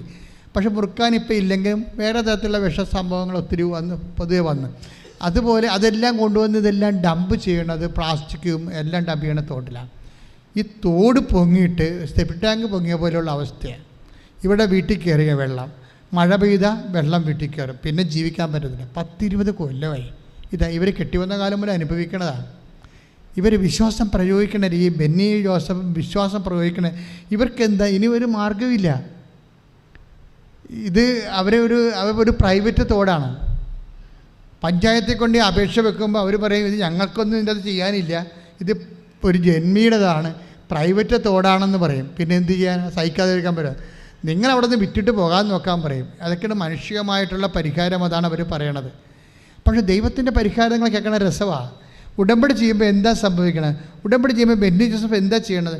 അമ്മേ, ഞാൻ കെട്ടിവന്ന കാലം തൊട്ട് ഈ സെപ്റ്റി ടാങ്ക് പൊങ്ങി വന്ന് തോട് മുഴുവൻ പൊങ്ങി എൻ്റെ വീട്ടിൽ കയറിയിട്ട് എൻ്റെ മക്കൾ വളമൊക്കെ കടിച്ച് വല്ലാത്ത പ്രാകൃതം പിടിച്ച ജീവിതമാണ്. ഞങ്ങളീ നരകത്തിൽ നിന്ന് രക്ഷിക്കാൻ പറ്റണേ. അതാണ് ഉടമ്പടി. ഇത് ഉടമ്പടി ചെയ്തിട്ട് ഇവരെന്താ ചെയ്യണത്? ഈ ഉപ്പ് വാങ്ങിച്ച് വിശ്വാസ പ്രമാണം. ഞാൻ ഉടമ്പടി വിശ്വാസ പ്രയോഗത്തെക്കുറിച്ചാണ് പറയണത്. നിങ്ങളവർക്ക് എന്താ ഉടമ്പടി എന്താ ഉപ്പാണ്, ഇത് എന്നാ കൂടോത്രമൊന്നുമല്ല. അത് വിശ്വാസത്തിൻ്റെ പ്രയോഗമാണ്. പ്രഖ്യാപനമുണ്ട്, പ്രകാശനമുണ്ട്, പ്രയോഗമുണ്ട്. ബെന്നി ജോസഫിൻ്റെ അത് പ്രയോഗമാണ്. ആ പ്രയോഗം ഈ ഉപ്പ് കൊണ്ടുപോയി ഒരു വിശ്വാസ പ്രമാണം ചെല്ലിയിട്ട് ആദ്യം പ്രഖ്യാപിക്കും, ഈ തോട്ടിലോട്ടിടും. തോട്ടിടുമ്പോൾ നിങ്ങളവർക്കും തോടറിനെ പറ്റുമെന്ന്. അങ്ങനെയില്ല. എന്താ സംഭവിച്ചു കഴിഞ്ഞാലും 2 ദിവസം കഴിഞ്ഞപ്പോൾ പഞ്ചായത്തിൽ നിന്ന് വിളിക്കുക വരാം. പഞ്ചായത്ത് എന്ന് വെച്ചാൽ ഇന്ന് അവർ പറയണത് ഇന്നത്തെ പഞ്ചായത്ത് കമ്മിറ്റി നിങ്ങളുടെ വിഷയമാണ് ഡിസ്കസ് ചെയ്തത്, നിങ്ങളെ രക്ഷിക്കാൻ പറ്റുമോ എന്ന് ഞങ്ങളൊന്ന് ആലോചിക്കുകയായിരുന്നു. അപ്പോൾ ഒരു 5 ലക്ഷം രൂപ നിങ്ങളെ രക്ഷിക്കാൻ വേണ്ടി ഞങ്ങൾ നീക്കി വച്ചിട്ടുണ്ട്. പക്ഷേ 5 ലക്ഷം കൊണ്ട് നിങ്ങളുടെ വിഷയം പരിഹരിക്കപ്പെടത്തില്ല. അപ്പം ഞങ്ങൾ ബ്ലോക്കിൽ അതിനു വേണ്ടി വേറെ ഒരു അപേക്ഷ വെച്ചിട്ടുണ്ട്, പഞ്ചായത്തിൻ്റെ അപേക്ഷ ബ്ലോക്കിൽ വെച്ച്. അപ്പോൾ അടുത്ത ആഴ്ച പറഞ്ഞ് ബ്ലോക്കിൽ നിന്നും 5 ലക്ഷം രൂപ അനുവദിച്ചെന്ന് പറഞ്ഞു. നോക്കിയേ, ഒരു കഥ പണ പോക്ക് കണ്ടില്ലേ, ഒരു ഉപ്പെറിഞ്ഞ സംഭവമാണ്. അതെങ്ങനെ വർക്കൗട്ട് ചെയ്യണം നിങ്ങൾ ചിന്തിക്കണം. വിശ്വാസത്തിൻ്റെ പ്രയോഗമാണ്. കർത്താവ് എല്ലാ അധികാര സ്ഥാനങ്ങളെയും ചലിപ്പിക്കും. വിശ്വാസം പ്രഖ്യാപിക്കുന്നതിന് മുമ്പിൽ അധികാര സ്ഥാനങ്ങൾ ഞെട്ടി പറക്കണ പോലെയുള്ള ഒരു വിറക്കലാണ്. പെട്ട ഇളകുകയല്ലേ. ഇവർക്ക് 10 ലക്ഷം രൂപ അനുവദിക്കും. എന്തിനാണെന്നറിയാമോ? ഇവരുടെ ഈ ഒഴുക്ക് ഈ തോട്ടിൽ നിന്ന് വേറെ സ്ഥലത്തേക്കൊരു കാണ കിട്ടും 10 ലക്ഷം രൂപയ്ക്ക്. അതോടുകൂടി തോട് പറ്റിപ്പോവും. ക്ലിയർ, തീർന്നു, പ്രശ്നം തീർന്നു. സിമ്പിൾ. 20 കൊല്ലമായിട്ടുള്ള പ്രശ്നമാണ് വിശ്വാസം. അതായത് എത്രയോ പേര് ഉടമ്പടി എടുക്കുന്നു. പക്ഷേ ഞങ്ങൾ എന്തുകൊണ്ടാണ് വളരെ ഉടമ്പടിയുടെ തനത് സാക്ഷ്യങ്ങളെ ഇവിടെ ഇടത്തുള്ളൂ? അതിൻ്റെ കാര്യം വെച്ച് കഴിഞ്ഞാൽ അത് പ്രയോഗിക്കുന്നതിന് അതിൻ്റെ മാസ്റ്റർ ബ്രെയിൻ, മാസ്റ്റർ ഫെയ്ത്ത് വേണം. കാര്യം നമുക്കറിയാമല്ലോ, വിശ്വാസം പോലെ തന്നെ അത് ഒറ്റകൈയാണ്, ഒറ്റകൈ പ്രയോഗമാണ്. കാര്യം വേറെ ഒരു മാർഗം അവരുടെ മനസ്സിലില്ല, ചിന്തയിലുമില്ല. 20 കൊല്ലം അനുഭവിക്കുന്നതാണ്. ദൈവം അവരെ വീണ്ടെടുക്കുന്ന രീതി. പ്രാർത്ഥിക്കുക, കർത്താവ് ദൈവമേ, ഇതുപോലുള്ള വിശ്വാസ പ്രയോഗങ്ങളാൽ ഞങ്ങളെ ഓരോരുത്തരെയും ഓൺലൈൻ ധ്യാനം കേൾക്കുന്നവരെയും നീ പ്രത്യേകമായി അഭിഷേകം ചെയ്യണമേ. എല്ലാവർക്കും ഉടമ്പടി അടയാളം നൽകണമേ. ശ്രദ്ധിക്കട്ടെ. ആരാധനയും സ്തുതിയും പുകഴ്ചയും ഉണ്ടായിരിക്കട്ടെ. സന്തോഷത്തിലിരിക്കുക.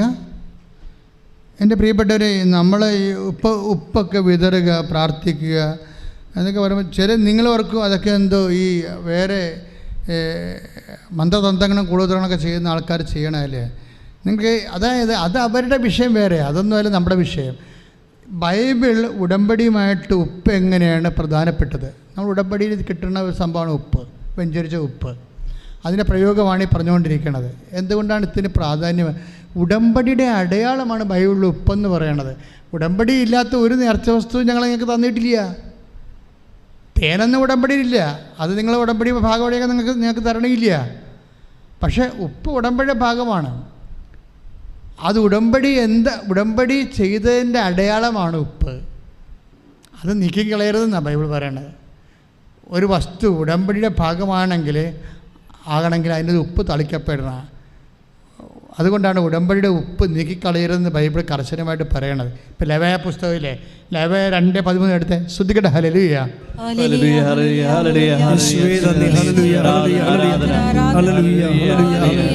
ലേവ്യർ 2:13 ധാന്യബലിയിൽ നിന്ന് നിന്റെ ദൈവത്തിന്റെ ഉടമ്പടിയുടെ ഉപ്പ് നീക്കിക്കളയരുത്.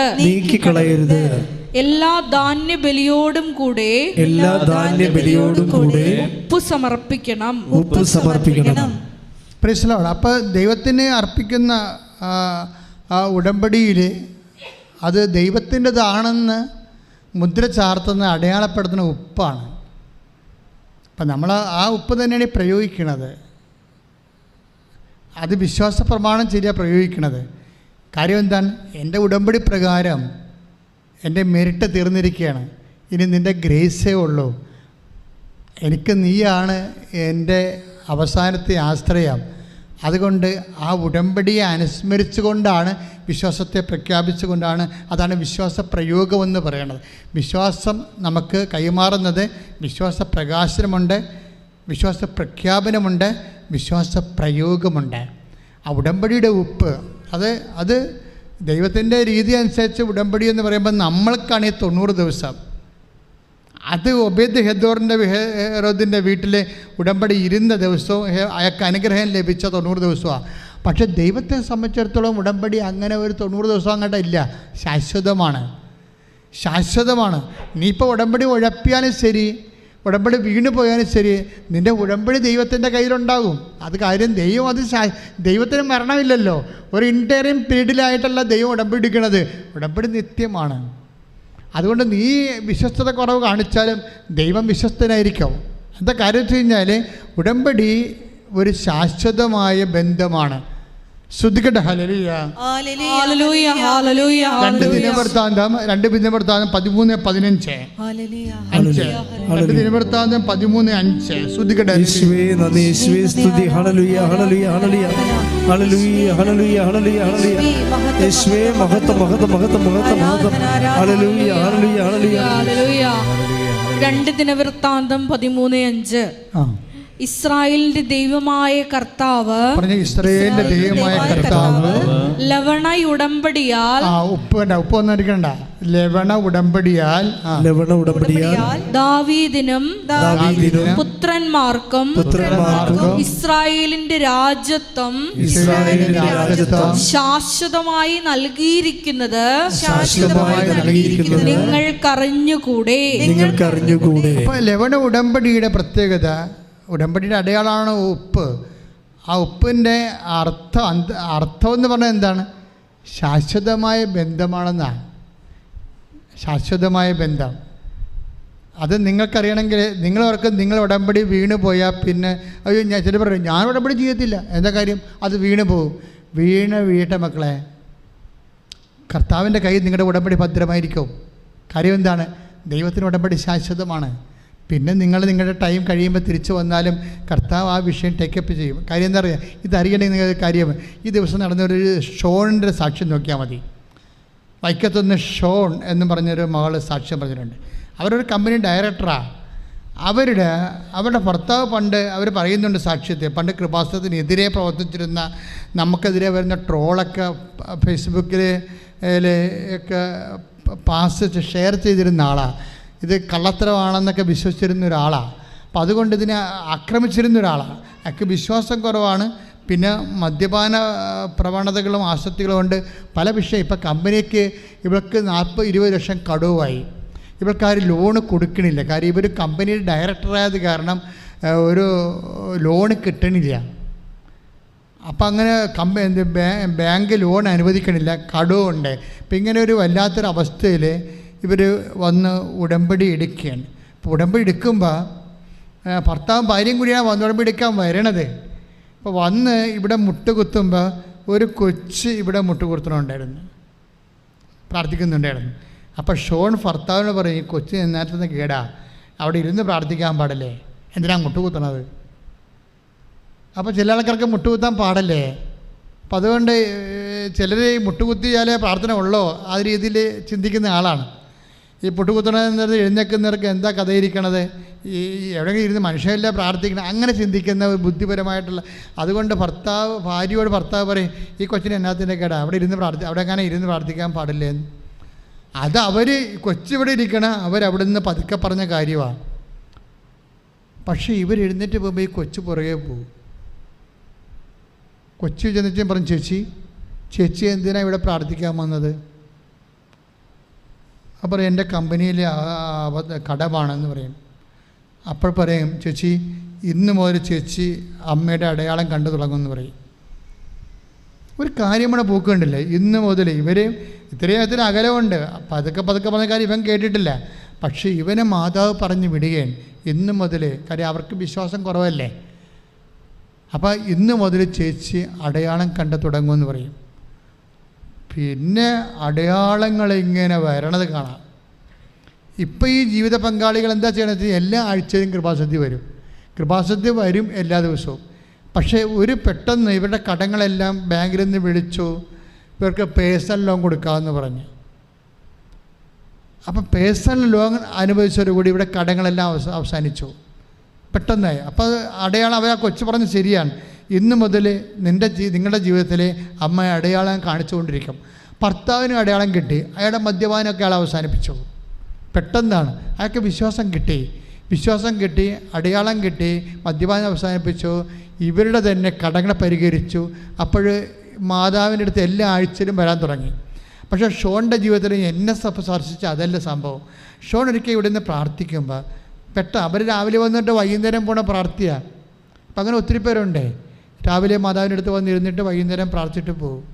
പക്ഷേ ഈ ഒരു ദിവസം ഇവർ കഴിഞ്ഞ ഒരു മാസമാണെന്ന് തോന്നുന്നു, ഒരു ദിവസം ഇവർ പെട്ടെന്ന് ഷോൺ എഴുന്നേറ്റിട്ട് ഭർത്താവിനോട് പറഞ്ഞ് നമുക്ക് ഉടനെ മെഡിക്കൽ കോളേജിൽ പോകണമെന്ന് പറഞ്ഞു. അപ്പോൾ അവർ വൈക്കത്തുകാരാണ്. അപ്പോൾ ഭർത്താവ് പറഞ്ഞ് എന്നാ മെഡിക്കൽ കോളേജ് വണ്ടാനത്ത് എന്തുമാത്രം ദൂരം ഉണ്ടെന്ന് നിനക്കറിയാവോ? 10-20 കിലോമീറ്ററേ ഉള്ളൂ. പക്ഷെ അവർ വൈക്കത്തു നിന്നായത് കാരണം അങ്ങോട്ടല്ലേ പിന്നെ പോകണം, പിന്നെ തിരിച്ചു വരണ്ടേ. അപ്പോൾ അത് പറ്റത്തില്ല, നമുക്ക് പോകണമെന്ന് പറയും. പിന്നെ ഇവർ രണ്ടുപേരും ഇങ്ങനെ അവർക്ക് കാറുള്ളവരാണ്.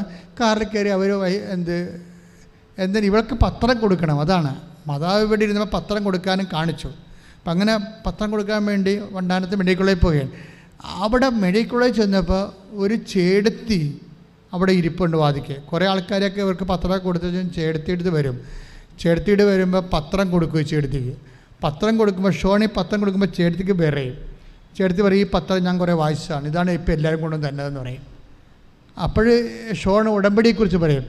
അപ്പോൾ ആ ചേടത്തി പറയും, ഞാൻ അവിടെ ഉടമ്പടി എടുത്തതാണ് ഒരു കൊല്ലത്ത് മുമ്പ്, എനിക്ക് പുതുക്കാനൊന്നും ഒത്തില്ല എന്ന് പറയും.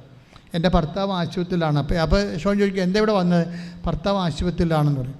അപ്പോൾ എന്താ വെച്ച് കഴിഞ്ഞാൽ എന്താ സംഭവിച്ചതെന്ന് വെച്ചാൽ ഇവർ 1 കൊല്ലം 2 കൊല്ലം മുമ്പ് ഉടമ്പടി എടുത്ത പാർട്ടിയാണെങ്കിലും ഉടമ്പടി പുതുക്കാൻ അവർക്ക് കഴിഞ്ഞില്ലെങ്കിലും അവിടെ ക്ലേശങ്ങൾക്ക് അറുതിയൊന്നും ഇല്ലെങ്കിലും ഇവരെന്നാ ചെയ്തുകൊണ്ടിരിക്കുന്നത്? ഷോൺ നോക്കുമ്പോൾ ഈ പഴയ ആ 2 കൊല്ലം നമ്മളെ ഉടമ്പടി കാശിന് ഇവർ തിരുമ്മി വിശ്വാസ പ്രമാണം ചൊല്ലിക്കൊണ്ടിരിക്കുകയാണ്. ആ ഒരു കാഴ്ച നിങ്ങൾ ശ്രദ്ധിക്കണം. ഇവർ വിശ്വാസ പ്രമാണം ചൊല്ലി എന്താ കാര്യം വെച്ച് കഴിഞ്ഞാൽ ഇവർക്ക് ഈ ഭർത്താവിന് മരുന്ന് മേടിക്കാൻ 3 പ്രാവശ്യം മെഡിക്കൽ സ്റ്റോറിൽ നിന്ന് കടം കൊടുത്തതാണ്. ഇനി കൊടുക്കത്തില്ല. ഇനി അയാളവിടെ കിടക്കാനോട് മാസങ്ങളായി. ഇനി കടം കൊടുക്കത്തില്ല. ഇനി കിട്ടണമെങ്കിൽ ഓണർ പറയണമെന്ന് പറഞ്ഞ് വിട്ടിരിക്കുകയാണ്. അപ്പോഴാണ് ഷോണിൻ്റെ അടുത്ത് ഇവർ ചോദിക്കുമ്പോഴാണ് ഈ വിഷയം അറിയണത്. പിന്നെ ഷോൺ പോയി ഇവരെയും കൂട്ടിക്കൊണ്ട് മെഡിക്കൽ സ്റ്റോറിൽ നിന്ന് ആവശ്യമായ എല്ലാ മരുന്നും വാങ്ങിച്ചു കൊടുക്കും, സാമ്പത്തികമായിട്ട് സഹായിക്കുകയും ചെയ്യും. പക്ഷെ അതല്ല, 2 കൊല്ലത്തിന് മുമ്പ് മുടങ്ങിപ്പോയൊരു ഉടമ്പടിയാണ്. പക്ഷേ ദൈവം അവർ ഉടമ്പടി പിന്നെ പുതുക്കിയിട്ടില്ല. പക്ഷെ ആ ഉടമ്പടി കാശിലും വെച്ചുകൊണ്ട് അവർക്ക് അത്യാഹിതം വന്നപ്പോൾ അത് വിശ്വാസം പ്രഖ്യാപിച്ചുകൊണ്ട് അത് തിരുമ്മി അവർ വിശ്വാസ പ്രമാണം ചെയ്തുകൊണ്ടിരിക്കുകയാണ്. ഈ തിരുമലാണ് മാതാവ് ഇവരെ പൊക്കിവിടാൻ കാര്യം. ദാറ്റ് മീൻസ് ദൈവത്തിൻ്റെ തിരുസന്നിധിയിൽ നിനക്ക് ഉടമ്പടിയെക്കുറിച്ചൊരു ലെവലേശം ഓർമ്മയുണ്ടെങ്കിൽ ദൈവത്തിന് 100% നിൻ്റെ ഉടമ്പടിയെക്കുറിച്ച് ഓർമ്മയുണ്ട്. അതുകൊണ്ട് ഉടമ്പടി വീണ് പോയവർ ആരും പേടിക്കരുത്. നേരെ തിരിച്ചു വരിക, നിങ്ങൾക്ക് പറ്റണ പോലെ ഉടമ്പടി പാച്ചപ്പ് ചെയ്യുക. ദൈവം വിശ്വസ്തനാണ്. അതുകൊണ്ടാണ് ബൈബിൾ പറയുന്നത് 2 തിമോത്തി 2:13 വായിച്ചേ, ശ്രദ്ധിക്കട്ടെ. ഹല്ലേലൂയ ഹല്ലേലൂയ ഹല്ലേലൂയ ഹല്ലേലൂയ യേശുവേ സ്തുതി. ഹല്ലേലൂയ ഹല്ലേലൂയ ഹല്ലേലൂയ 2 തിമോത്തി 2:13 പറഞ്ഞേ. 2 തിമോത്തി 2:13 നാം അവിശ്വസ്തരായിരുന്നാലും കേൾക്കട്ടെ പറഞ്ഞേ. നാം അവിശ്വസ്തരായിരുന്നാലും അവൻ വിശ്വസ്തനായിരിക്കും. എന്തെന്നാൽ തന്നെ തന്നെ നിഷേധിക്കുക അവന് സാധ്യമല്ല. ഉടമ്പടി നിങ്ങൾക്കറിയാവോ? ഒന്നുകൂടി പറഞ്ഞ ആ വചനം ഒന്നുകൂടി വായിച്ചേ. നാം അവിശ്വസ്തരായിരുന്നാലും അവൻ വിശ്വസ്തനായിരിക്കും. എന്തെന്നാൽ തന്നെ തന്നെ നിഷേധിക്കുക അവന് സാധ്യമല്ല. നമ്മൾ അവിശ്വസ്തരായിരുന്നു. 2 തിമോത്തി 2:13 എന്താ പറഞ്ഞത്? നമ്മൾ ഉടമ്പടിക്ക് അവിശ്വസ്തരായിരുന്നാലും ദൈവം വിശ്വസ്തനായിരിക്കും. കാരണം എന്താണ്? തന്നെ തന്നെ നിഷേധിക്കുക അവന് സാധ്യമല്ല. എന്നുവെച്ചാൽ ഉടമ്പടിയെ നിഷേധിക്കുക അവന് സാധ്യമല്ല. അപ്പോൾ നീ ഉടമ്പടിയെ നിഷേധിക്കാനോ അത് പൂർത്തിയാക്കാൻ നിനക്ക് പറ്റില്ലെങ്കിലും നിൻ്റെ ഉടമ്പടിയെ ദൈവം നിഷേധിച്ചിട്ടില്ല. ഇപ്പോഴും കൈയടിച്ച് കർത്താവിനെ ഉടമ്പടിയിലൂടെ നമ്മളോട് ശാശ്വതമായ സ്നേഹം കാട്ടുന്ന അവിടുത്തെ സ്നേഹത്തെ നന്ദി പറയുന്നു. ഈശോയെ, ഉടമ്പടി നിബന്ധനകള് കൂടുതൽ 18:19. സംഖ്യ 18:19. ഇസ്രായേൽ ജനം കർത്താവിന് നീരാജനമായി സമർപ്പിക്കുന്ന വിശുദ്ധ കാഴ്ചകളെല്ലാം നിനക്കും പുത്രന്മാർക്കും പുത്രിമാർക്കും ശാശ്വത അവകാശമായി ഞാൻ നൽകുന്നു. കർത്താവിന്റെ സന്നിധിയിൽ നിനക്കും സന്തതികൾക്കും ഇത് എന്നേക്കും നിലനിൽക്കുന്ന അലംഘനീയമായ ഉടമ്പടിയായിരിക്കും. അപ്പോൾ നിരാഞ്ജനമായി സമീപിക്കുക എന്ന് വെച്ചാൽ കവനൻ്റ് ഓഫ് സാൾട്ട് എന്ന ഇംഗ്ലീഷ് പുസ്തകത്തിൽ എഴുതിയിരിക്കണേ, ഇംഗ്ലീഷ് ബൈബിൾ എഴുതിയിരിക്കുന്നത്. ഉപ്പ് തളിച്ചത് ദൈവത്തിൻ്റെതാണ്. അതാണ് ഉടമ്പടി ഉപ്പിൻ്റെ പ്രത്യേകത. ഉപ്പ് തളിച്ചത് ദൈവത്തിൻ്റെതാണ്, ദൈവത്തിന് അവകാശപ്പെട്ടതാണ്. ദൈവത്തിന് അവകാശപ്പെട്ടത് അഹറോന് അവകാശപ്പെട്ടതാണ്. അതാണ് 18:20 പറയുന്നത്. സംഖ്യ 18:20. ശ്രദ്ധിക്കട്ടെ. 18:20. കർത്താവ് അഹറോനോട് അരുളി ചെയ്തു, ഇസ്രായേലിൽ നിനക്ക് ഭൂമി അവകാശമായി ലഭിക്കുകയില്ല. അവരെ പോലെ നിനക്ക് ഓഹരിയും ഉണ്ടായിരിക്കുകയില്ല. ഞാനാണ് നിന്റെ അവകാശവും ഓഹരിയും. എൻ്റെ മക്കളെ ഒന്ന് നോക്കിയേ, ഉപ്പ് പോണ പോക്കുണ്ടല്ലേ? അതായത് ഉപ്പ് പ്രയോഗിക്കുന്നവർ, നമ്മൾ വിശ്വാസ പ്രയോഗമാണ് നമ്മുടെ വിഷയം. ഉപ്പ് പ്രയോഗിക്കുന്നവർ എന്താ പറയണത്? കർത്താവാണ് എൻ്റെ അവകാശം, കർത്താവാണ് എൻ്റെ ഓഹരി. ദാറ്റ് മീൻസ് അത് തന്നെയാണ് നമ്മൾ പറയണത്. അത് തന്നെ, the Lord God is my portion and cup. നമ്മൾ സങ്കീർത്തനം വായിക്കത്തില്ലേ? സങ്കീർത്തനം 16:5 വായിച്ച് ശ്രദ്ധിക്കട്ടെ.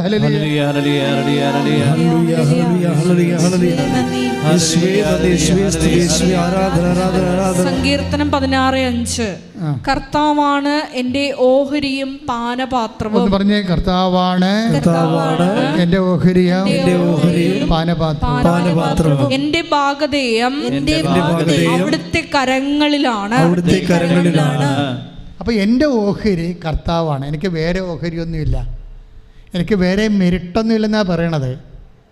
എനിക്ക് വേറെ മെരിട്ടൊന്നുമില്ല. ആ ബെന്നി ജോസഫ് ഉപ്പ് വിതർമ്മ പറയണതാണ്, എൻ്റെ ഓഹരി കർത്താവാണ്. കർത്താവിന് ഇടപെട്ടാൽ മാത്രമേ ഇതിനൊരു സമാധാനം ഉണ്ടാകത്തുള്ളൂ. ജെയ്സൺ വർക്ക് ചെയ്യുമ്പോഴും ജെയ്സനും പറഞ്ഞത് എന്താണ്? ജെയ്സൺ തോമസും പറയുന്നതിൻ്റെ എന്താ പറയണത്? എനിക്ക് ഈ കമ്പനിയിൽ 1 കോടി രൂപ ശമ്പളമുള്ള ആൾക്കാർ നിൽക്കുന്നുള്ള കാലം കമ്പനി രക്ഷപ്പെടത്തില്ല. എനിക്കാണെങ്കിൽ ശമ്പളം കിട്ടിയിട്ടുമില്ല. എനിക്ക് നീ മാത്രമേ ഉള്ളൂ. Not by merit but by grace. അതിനാണ് ഈ സംഭവം. ഉപ്പ് പറയണ ഉപ്പൊരു പ്രതീകമാണ്. എഫെസ്യസ് 2:8 പ്രതീകമാണ്. എന്താണ്? എൻ്റെ ഓഹരി കർത്താവാണ്. അതാണ് സംഖ്യ 18:20 പറയണത്. ഇസ്രായേലിൽ നിനക്ക് വേറെ ഓഹരിയില്ല. മാനുഷികമായിട്ടോ ബുദ്ധിയോ ശക്തിയോ മറ്റു മാർഗങ്ങളോ ഒന്നുമില്ല. പിന്നെ ഞാനാണ് നിൻ്റെ ഓഹരി. Not by merit but by grace. തമ്മിൽ ലിങ്ക്ഡാണ്. സംഖ്യ 18:20 എഫെസ്യസ് 2:8 തമ്മിൽ വിശ്വാസ പ്രയോഗത്തിൽ ഒരേ അനുഭവമാണ്. One and same experience of God through the medium of the salting. Salting എന്ന് പറയുന്നത് ഒരു വിശ്വാസ പ്രയോഗമാണ്. പക്ഷെ പ്രയോഗിക്കുന്നവരെ സത്യസന്ധമായിട്ട് പ്രയോഗിക്കണം. കഴിഞ്ഞ ദിവസങ്ങളിൽ ഒരു സാക്ഷ്യം ഉണ്ടായത് അധീന സെലിൻ, USA ഡോക്ടറാണ്. അധീന സെലിൻ USA ഡോക്ടറാണ്. അപ്പോൾ സെലിൻ്റെ ഒരു പ്രോബ്ലം എന്താണെന്ന് വെച്ച് കഴിഞ്ഞാൽ, നിങ്ങൾ ഈ സാക്ഷ്യത്തിൻ്റെ റാങ്കിങ് കണ്ടില്ലേ? സെലിനെ സംബന്ധിച്ചിടത്തോളം നല്ല ട്രബിളിനാണ്. കാര്യം ഇവൾ ദന്തിസ്റ്റാണ്. അപ്പോൾ ഈ ദന്തിസ്റ്റ് ആകുമ്പോൾ ഇവർ ദന്തിസ്റ്റായിട്ട് ഇവിടുത്തെ പഠനങ്ങളെല്ലാം പൂർത്തിയായിട്ട് അമേരിക്കയിൽ ദന്തിസ്റ്റ് ജോലിക്ക് വേണ്ടി ഇവർ ഭർത്താവിൻ്റെ കൂടെ അമേരിക്കയിൽ പോയി. പക്ഷേ ആൾക്കാർ പറഞ്ഞത് മണ്ടത്തരമാണ്. ദന്തിസ്ട്രി ആരും എടുക്കാത്ത ഒരു സിലബസാണ്. വല്ല നേഴ്സാ വല്ലതൊക്കെ ഉണ്ടെങ്കിൽ പെട്ടെന്ന് ജോലി കിട്ടും, കഞ്ഞി വെച്ച് പോകാം. ദന്തിസ്ട്രിയും കൊണ്ടിരുന്നത് എന്ത് കാണിക്കാനാണ്? അമേരിക്ക ഒത്തിരി ഡെവലപ്ഡ് കൺട്രിയാണ്, അവിടെ പറ്റത്തില്ലെന്ന് പറയും. അത് സെലിൻ അധീന നോക്കുമ്പോൾ ശരിയാണ്. അമേരിക്ക കൊണ്ടുപോയി ആപ്ലിക്കേഷൻ കൊടുത്തിട്ട് അവർ സൈറ്റിൽ നോക്കിയപ്പോൾ എന്താ പറയണത്? ഇൻ്റർനാഷണൽ സ്റ്റുഡൻസ് എന്ന് പറയുന്ന അവർ വളരെ ആഘോഷമായിട്ട് വിളിക്കുന്നതാണ്. എന്ന് വെച്ചാൽ വരത്തന്മാരെന്ന് അവർ ഉദ്ദേശിക്കുന്നത്. ഇൻ്റർനാഷണൽ സ്റ്റുഡൻസ് അവർ അമേരിക്കൻസിൻ്റെ ഒക്കെ രീതി അതാണ്. നമ്മളെ വരത്തതെന്ന് അവർ നേരിട്ട് വിളിക്കത്തില്ല. ഇൻ്റർനാഷണൽ സ്റ്റുഡൻസ് പിന്നെ 250 സീറ്റേ ഉള്ളൂ. ബാക്കി എല്ലാ സീറ്റും അവർക്കാണ്. 250 സീറ്റാണ് ഉള്ളത്. അതിൽ നിന്ന് ഇവൾക്ക് ദന്തസ്ട്രിയിൽ സീറ്റ് വേണം. പക്ഷേ ഇവർക്ക് ബേസിക്സാണ് ഉള്ളത്. അതിനൊക്കെ ബേസിക്സേ ഉള്ളൂ ദന്തസ്ട്രിയുടെ. നമ്മുടെ പഠനങ്ങളാണ് ഉള്ളത്. അവിടെ ഇതിന് 250 സീറ്റിന് ജർമ്മനിയിൽ നിന്നും ഫ്രാൻസിൽ നിന്നുമുള്ള, അതുപോലെ തന്നെ മറ്റ് ഫിലിപ്പൈൻസ് എല്ലാ രാജ്യങ്ങളിൽ നിന്നുള്ള 130 പേര് വരെ ആപ്ലിക്കേഷൻ കൊടുത്തിട്ടുണ്ട്. അപ്പോൾ എന്തുമാത്രം ആപ്ലിക്കേഷൻ എന്നൊന്നും അവിടെ പറഞ്ഞിട്ടില്ല. അപ്പോൾ എന്ത് സംഭവിച്ചു കഴിഞ്ഞാൽ ഇതിന് വന്നിരിക്കുന്ന ആൾക്കാരെല്ലാം സ്പെഷ്യലിസ്റ്റുകളാണ്. അതാത് രാജ്യങ്ങളിൽ സ്പെഷ്യലിസ്റ്റ് ഡിഗ്രി MD ഡിഗ്രി ഉള്ളവരാണ് ഇവർ ബേസിക്സാണ്. അവർ ഇൻ്റർവ്യൂവിന് പങ്കെടുക്കുമ്പോൾ ഒരു പ്രത്യേക പരീക്ഷ ഉണ്ട്. ഇത് എൻട്രൻസ് കിട്ടാണ്. ആ പരീക്ഷയ്ക്ക് പങ്കെടുക്കുമ്പോൾ അവർ കൺഫ്രണ്ട് ചെയ്യുന്ന ആൾക്കാരെല്ലാം MD ആൻഡ് മാസ്റ്റർ ഡിഗ്രി ഉള്ളവർ സ്പെഷ്യലിസ്റ്റും ഗ്രാജുവേറ്റ്സുകളൊക്കെയാണ്. ഇവർക്ക് ബേസിക്സേ ഉള്ളൂ. പക്ഷേ ഇവരുടെ ബേസിക്സ് ഇവരെന്താ ചെയ്യണത്? ഇവർ പറയണത് എനിക്ക് ആപ്പടെ ആസ്തി ഉടമ്പടിയാണ്. അതാണ് ഞാൻ പറഞ്ഞത്. സംഖ്യ 18:20 ഇസ്രയേലിൽ നിനക്ക് വേറെ അവകാശമില്ല, ലോകത്തിൻ്റെ ഡിഗ്രി ഒന്നുമില്ല നിനക്ക്. ഇവർക്ക് കയറി പറ്റാനുള്ള സ്വാഭാവികമായിട്ടുള്ള ഒരു മെറിറ്റ് ഇവർക്കില്ല. അതാണ് ഈ മെറിറ്റെന്ന് പറയണത്. മെറിറ്റില്ല ഇവർക്ക്. ഇവരെന്ത് ചെയ്യും? ഇവർ ഇൻ്റർവ്യൂ ബോർഡിനെ വാങ്ങിക്കൊണ്ട് ഉപ്പ് വിതറും. ആ സാക്ഷി നിങ്ങൾ കേൾക്കാം. ഓരോരുത്തർ ഈ കാലത്ത് ഡോക്ടർമാരായാലും ആരായാലും അവർക്ക് സത്യം അറിയുന്നവർ എങ്ങനത്തെ പ്രയോഗിക്കണമെന്നറിയാം. അവർ പറയുന്നത് എന്താണ്? കർത്താവേ, എനിക്ക് എൻ്റെ മുമ്പിലുള്ള ഞാൻ കൺഫ്രണ്ട് ചെയ്യണത് ആരോടാണ് ഞാൻ ചെയ്യേണ്ടത്? ഇവിടെ മാസ്റ്റർ ഡിഗ്രി ഉള്ളവർ സ്പെഷ്യലിസ്റ്റുകളാണ് വന്നിരിക്കുന്നത്. അവിടെ മുമ്പിൽ ഞാൻ ബേസിക്സ് ഉള്ള ഞാൻ എന്ത് ചെയ്യാനാണ്? അതുകൊണ്ട് എൻ്റെ അവകാശം നീയാണ്, എൻ്റെ ഡിഗ്രി അല്ല എൻ്റെ അവകാശം. The Lord God is my portion and cup എന്ന് പറയണത് എന്താണ്? അത് ചങ്കി പറയണതാണ്. എൻ്റെ കർത്താവാണ് എൻ്റെ അവകാശം, എനിക്ക് വേറെ അവകാശമില്ല. ഇസ്രയേലിൽ നിനക്ക് വേറെ അവകാശമില്ല, ഞാനാണ് നിൻ്റെ അവകാശം എന്ന് പറയത്തില്ലേ? ദൈവമാണ് എൻ്റെ അവകാശമെന്ന് പറഞ്ഞുകൊണ്ടാണ് ഉപ്പുകൊണ്ടേ ഈ വിഷയം. അത് വിശ്വാസപ്രയോഗമാണ്. വിശ്വാസം പ്രയോഗിക്കുകയാണ്. എന്താ സംഭവിച്ചാൽ മാതാവ് ഒരു കളി ഇതിനകത്ത് കളിക്കും. അമ്മ ഭയങ്കര സംഭവമാണ്. അമ്മ എന്നാ ചോദിച്ചത്? ഇവളെ മാത്രം ഇൻ്റർവ്യൂ ചെയ്യാൻ ഒരു ഇന്ത്യൻ ഡോക്ടറിനെ വെക്കും.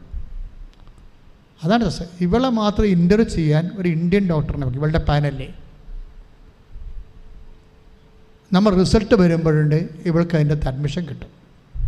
അതായത് അമ്മയ്ക്കറിയാം. അതായത് ദൈവത്തിൻ്റെ ധാരണയെന്ന് പറഞ്ഞത് നമ്മളുടെ ധാരണയല്ല. ഒരു കാര്യം എങ്ങനെയാണ് മൊബിലൈസ് ചെയ്യണമെന്ന് ദൈവത്തിന് നല്ല നിശ്ചയമുണ്ട്. നിനക്ക് വേണ്ടി നിൻ്റെ കപ്പാസിറ്റി അനുസരിച്ച് എന്ത് ചെയ്യാൻ പറ്റുമെന്ന് നമ്മൾ ചിന്തിക്കാത്ത സംഭവങ്ങൾ ദൈവം, അതാണ് നിങ്ങളുടെ ധാരണകളെ അതിലംഘിക്കുന്ന ദൈവത്തിൻ്റെ ഉത്തരം, സമാധാനം നിങ്ങളുടെ ചിന്തകളെ അതിലംഘിക്കുന്ന പറഞ്ഞതിൻ്റെ കാരണം അതാണ്. അതായത് ദൈവം ഒരു ഇന്ത്യൻ ഡോക്ടറിനെ വെച്ച് കൊടുക്കും. അതോടുകൂടി എല്ലാം സെറ്റാവും, ഇവിടെ ഓക്കെ ആവും, ഇവർക്ക് അഡ്മിഷൻ കിട്ടും. ദാറ്റ് മീൻസ് വിശ്വാസം പ്രയോഗിക്കുന്ന രീതികളും ആ വിശ്വാസം പ്രയോഗിക്കേണ്ട സമയത്ത് അതിനൊക്കെ എൻ്റെ മക്കളെ ഉടമ്പടി ഇപ്പോൾ തന്നെ പഴയ ഉടമ്പടി പുസ്തകം 300 പേജാണ്. ഇനി ഇത് റിവൈസ് ചെയ്യണമെങ്കിൽ സെക്കൻഡ് വോളിയം 200 പേജ് വേറെ വരും. കാര്യം അത്ര കണ്ട് പഠിക്കേണ്ട സംഭവമാണിത്. കാര്യം നമ്മൾ ആ പുസ്തകം എഴുതുമ്പോൾ ഇത്രയും വലിയ ഹൈ പ്രൊഫൈലുള്ള ആൾക്കാരൊന്നും ഉടമ്പടി എടുത്തിട്ടില്ലായിരുന്നു. ഇന്ന് ഉടമ്പടിയിൽ ഹൈ പ്രൊഫൈലുള്ള ആൾക്കാർ ഉടമ്പടി പ്രയോഗിച്ചതിൻ്റെ അനുഭവശാസ്ത്രം നമ്മുടെ മുമ്പിലുണ്ട്. അതെങ്ങനെയാണ് ഇവർ പ്രയോഗിക്കണമെന്ന് നമുക്കറിയാം. അതുകൊണ്ട് എപ്പോഴും ഓർക്കണത്, ഉപ്പ് എറിയുമ്പോൾ ഓർക്കണം, എൻ്റെ കർത്താവാണ് എൻ്റെ അവകാശം, എനിക്ക് ഭൂമി കർത്താവല്ലാതെ വേറെ അവകാശമില്ല. അതാണ് ഉപ്പിൻ്റെ പ്രയോഗം, അതാണ് വിശ്വാസ പ്രയോഗം. കൈയിടിച്ച് കർത്താവിനെ ചൊല്ലി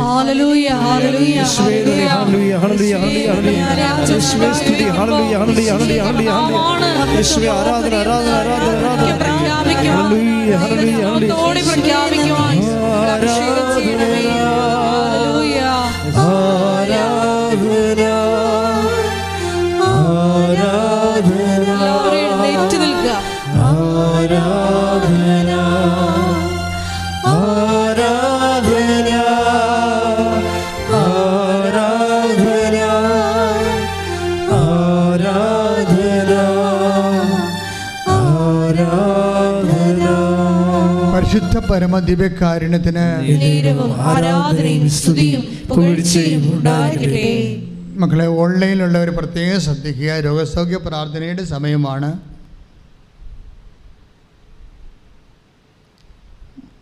ഹാളിലുള്ള തീർത്ഥാടന ഉടമ്പടിയായിട്ട് വന്നിട്ടുള്ളവരും ശ്രദ്ധിക്കുക. നിങ്ങൾക്ക് രോഗമുള്ള അച്ഛൻ പ്രാർത്ഥിക്കുന്ന സമയങ്ങളിൽ കർത്താവിൻ്റെ ശക്തി നിങ്ങളിലേക്ക് ആവശ്യിച്ച് നിങ്ങളെ സുഖപ്പെടുത്തുന്ന സമയമാണ്. അപ്പോൾ ശരീരത്തിൽ മാറി മാറി കൈകളെ വെച്ച് വിശ്വാസ പ്രമാണം ചൊല്ലിക്കൊണ്ടേ നിൽക്കണം.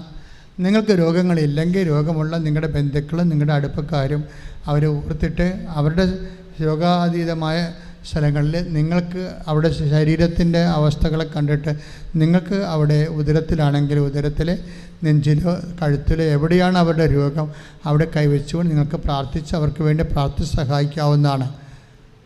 അച്ഛൻ പ്രാർത്ഥിച്ച് തീരുന്നവരെ നിങ്ങളെ സ്തുതിച്ചുകൊണ്ട് നിൽക്കട്ടെ. സ്തുതിക്കട്ടെ. ഹല്ലേലൂയ. നല്ലവനായ ദൈവം നിൻ്റെ ഉന്നതമായ നാമത്തിന് സ്തോത്രം ചെയ്യുന്നു. കർത്താവേ, നിൻ്റെ വിശുദ്ധ പൗരോഹിത്യത്തെ മഹത്വപ്പെടുത്തണമേ.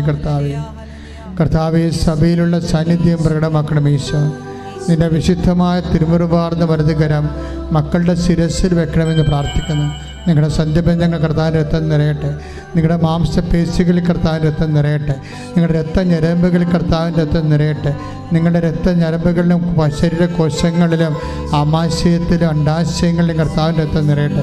ദൈവത്തിൻ്റെ കരുണ ചൊരിയട്ടെ. ഈശോ, ഉള്ളംകാലം മുതൽ ഉച്ചവരെ രക്തധമനികളിലെ ക്യാൻസർ കോശങ്ങൾ, സിസ്റ്റുള്ളവരെല്ലാം കർത്താവിൻ്റെ രക്തം, കരളിൽ വേദനയുള്ളവർ, കരൾ രോഗമുള്ളവർ, കിഡ്നി രോഗികൾ, കിഡ്നി ചുരുങ്ങുന്നവർ കർത്താവിൻ്റെ രക്തം നിറയട്ടെ. കർത്താവ് സ്പോണ്ടിലോസിസ് അസുഖമുള്ളവർ, പിൻകഴുത്തിന് വേദനയുള്ള, കണ്ണിന് കാഴ്ചക്കുറവുള്ള, അഡിനോയിഡിൻ്റെ രോഗമുള്ളവരെല്ലാം കർത്താവിൻ്റെ രക്തം നിറയട്ടെ. കൈ സ്വാധീനമില്ലാതെ നടക്കാൻ പറ്റാതെ പ്രഷർ രോഗികൾ, ഷുഗർ രോഗികൾ, മക്കളില്ലാത്തവർ, ഗർഭാശയത്തിൽ സിസ്റ്റുള്ളവരെ എല്ലാം കർത്താവിൻ്റെ രക്തം നിറയട്ടെ എന്ന് പ്രാർത്ഥിക്കുന്നു. ശ്വാസകോശ രോഗികളെ, ഹൃദയത്തിൽ ബ്ലോക്കുള്ളവർ കർത്താവിൻ്റെ രക്തം നിറയട്ടെ. അസ്ഥി വേദനയുള്ള, അസ്ഥിക്ക് മുഴയുള്ളവരെ എല്ലാം കർത്താവിൻ്റെ രക്തം നിറയട്ടെ. 36 വർഷം അർപ്പിച്ച കുർബാനയുടെ യോഗ്യതയാണ്. മാരക രോഗങ്ങൾ, തീരാവ്യാധികൾ, സകല വ്യാധികളും യേശു ക്രിസ്തുവിന്റെ നാമത്തിൽ മാറിപ്പോകട്ടെ. ശ്രുതിക്കട്ടെ.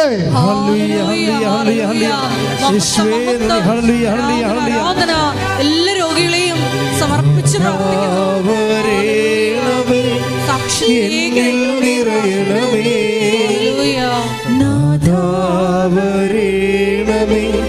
സൗഖ്യം നൽകണമേ. നാദാവരേണമേ, എന്നിൽ നിറയണമേ. നാദാവരേണമേ, സൗഖ്യം നൽകണമേ. പ്രിയമക്കളെ, ജോലിയില്ലാത്തവരെ വീണ്ടും പ്രാർത്ഥിക്കാൻ തുടങ്ങുന്നത്. ജോലിയില്ലാത്തവരെ, വീടില്ലാത്തവരെ, വീട്ടിലേക്ക് വഴിയില്ലാത്തവരെ, വീട് ഉറഞ്ഞു വീണിട്ട് റിപ്പയർ ചെയ്യാൻ പറ്റാതിരിക്കുന്നവരെ, വീട് പൊളിച്ചു പണിയേണ്ട അംഗങ്ങളുടെ എണ്ണവും കുഞ്ഞുങ്ങളുടെ പ്രായവും കഴിഞ്ഞപ്പോൾ വീട് പൊളിച്ചു പണിയാതെ നിവൃത്തിയില്ലാത്തവരെ, ഇതുപോലെ വെള്ളക്കയറ്റമുള്ള വീട്, ജീവിത സാഹചര്യങ്ങൾ, അവിടെ സമാധാനത്തെ പൊറുക്കാൻ പറ്റാത്ത അവസ്ഥകൾ, സാമ്പത്തികമായ കടങ്ങൾ, വരുമാന മാർഗമില്ലാത്തവരെ, കടങ്ങളും പലിശ കയറ്റവും മറ്റ് അന്യാധീനപ്പെട്ടു പോയ സമ്പത്ത്, അതിനെൻ്റെ കയ്യിൽ നിന്ന് ഒരു കാരണവശാലും നഷ്ടപ്പെട്ട സമ്പത്ത് തിരിച്ചു കിട്ടാത്തവർ, അതുപോലെ തന്നെ വാടകയ്ക്ക് ഒഴിഞ്ഞു പോകാത്തവർ, വാടകയ്ക്ക് താമസിക്കുന്നവർ, അവരെല്ലാവരെയും സമർപ്പിച്ചുകൊണ്ട് പ്രാർത്ഥിക്കുകയാണ്. വീടില്ലാത്തവർ, ജോലിയില്ലാത്തവർ, പരീക്ഷയ്ക്ക് റിസൾട്ട് പ്രതീക്ഷിക്കുന്നവർ, പരീക്ഷ എഴുതാൻ പോകുന്നവർ, പ്രൊഫഷണൽ പരീക്ഷയിലും അക്കാഡമിക് പരീക്ഷയിലും സ്കൂൾ പരീക്ഷയിലും റിസൾട്ട് പ്രതീക്ഷിക്കുന്നവർ, അവരെല്ലാം ഓർത്ത് പ്രാർത്ഥിക്കുന്നു. കർത്താവെ, വിദേശത്ത് പോകാൻ ഉദ്ദേശിക്കുന്നവർ, തിരിച്ചു വരാൻ ഉദ്ദേശിക്കുന്നവർ, അവർക്ക് വർഷങ്ങളായി വിദേശത്ത് ജയിലിൽ കിടക്കുന്നവർ, ജോലിയില്ലാത്ത വിദേശത്ത് കുടുങ്ങിപ്പോയവർ, വിസയിൽ തട്ടിപ്പിരിപ്പെട്ടിരിക്കുന്നവർ, പണം നഷ്ടപ്പെട്ടു പോയവർ, സാങ്കേതിക രേഖയില്ലാത്തവർ, പഠനം നിന്ന് പോയവർ, പല യുക്രൈൻ ഉൾപ്പെടെയുള്ള രാജ്യങ്ങളിൽ പഠിക്കാൻ പോയവർക്ക് പഠനം നിന്ന് പോയവർ, മറ്റു രാജ്യങ്ങളിൽ പോകാൻ വേണ്ടി പരിശ്രമിച്ചുകൊണ്ടിരിക്കുന്നവർ, ജോലിക്ക് വേണ്ടി പരിശ്രമിച്ചുകൊണ്ടിരിക്കുന്നവർ, രാജ്യങ്ങൾ മാറാൻ വേണ്ടി പരിശ്രമിച്ചുകൊണ്ടിരിക്കുന്നവർ, പല രേഖ കിട്ടാത്തവർ, മക്കളില്ലാത്തവർ, വിവാഹം ഒത്തുവരാത്തവർ, കർത്താവ് വരുമാന മാർഗമില്ലാത്തവർ, എല്ലാവരും സമർപ്പിച്ച് പ്രാർത്ഥിക്കുന്ന, വിവാഹ മോചനം നേടാൻ വേണ്ടി കേസ് പറഞ്ഞുകൊണ്ടിരിക്കുന്നവർ, എല്ലാം ദൈവികമായ തീരുമാനം ഉണ്ടാകാൻ വേണ്ടി സമർപ്പിച്ച് പ്രാർത്ഥിക്കുന്നു. ശ്രദ്ധിക്കട്ടെ. Lord Jesus Christ, pour out His Spirit, touch with the fire finger, soak with the precious blood. എൻ്റെ കർത്താവിൻ്റെ ഉന്നതമായ നാമത്തിൽ സഭയുടെ അധികാരത്തെ കുറിച്ച് അടയാളത്തിൽ ദൈവിക നാമത്തിൽ നിന്റെ തടസ്സങ്ങളും ദോഷങ്ങളും ഈശോനാമത്തിൽ ബന്ധിക്കുന്നു. ശ്രദ്ധിക്കട്ടെ.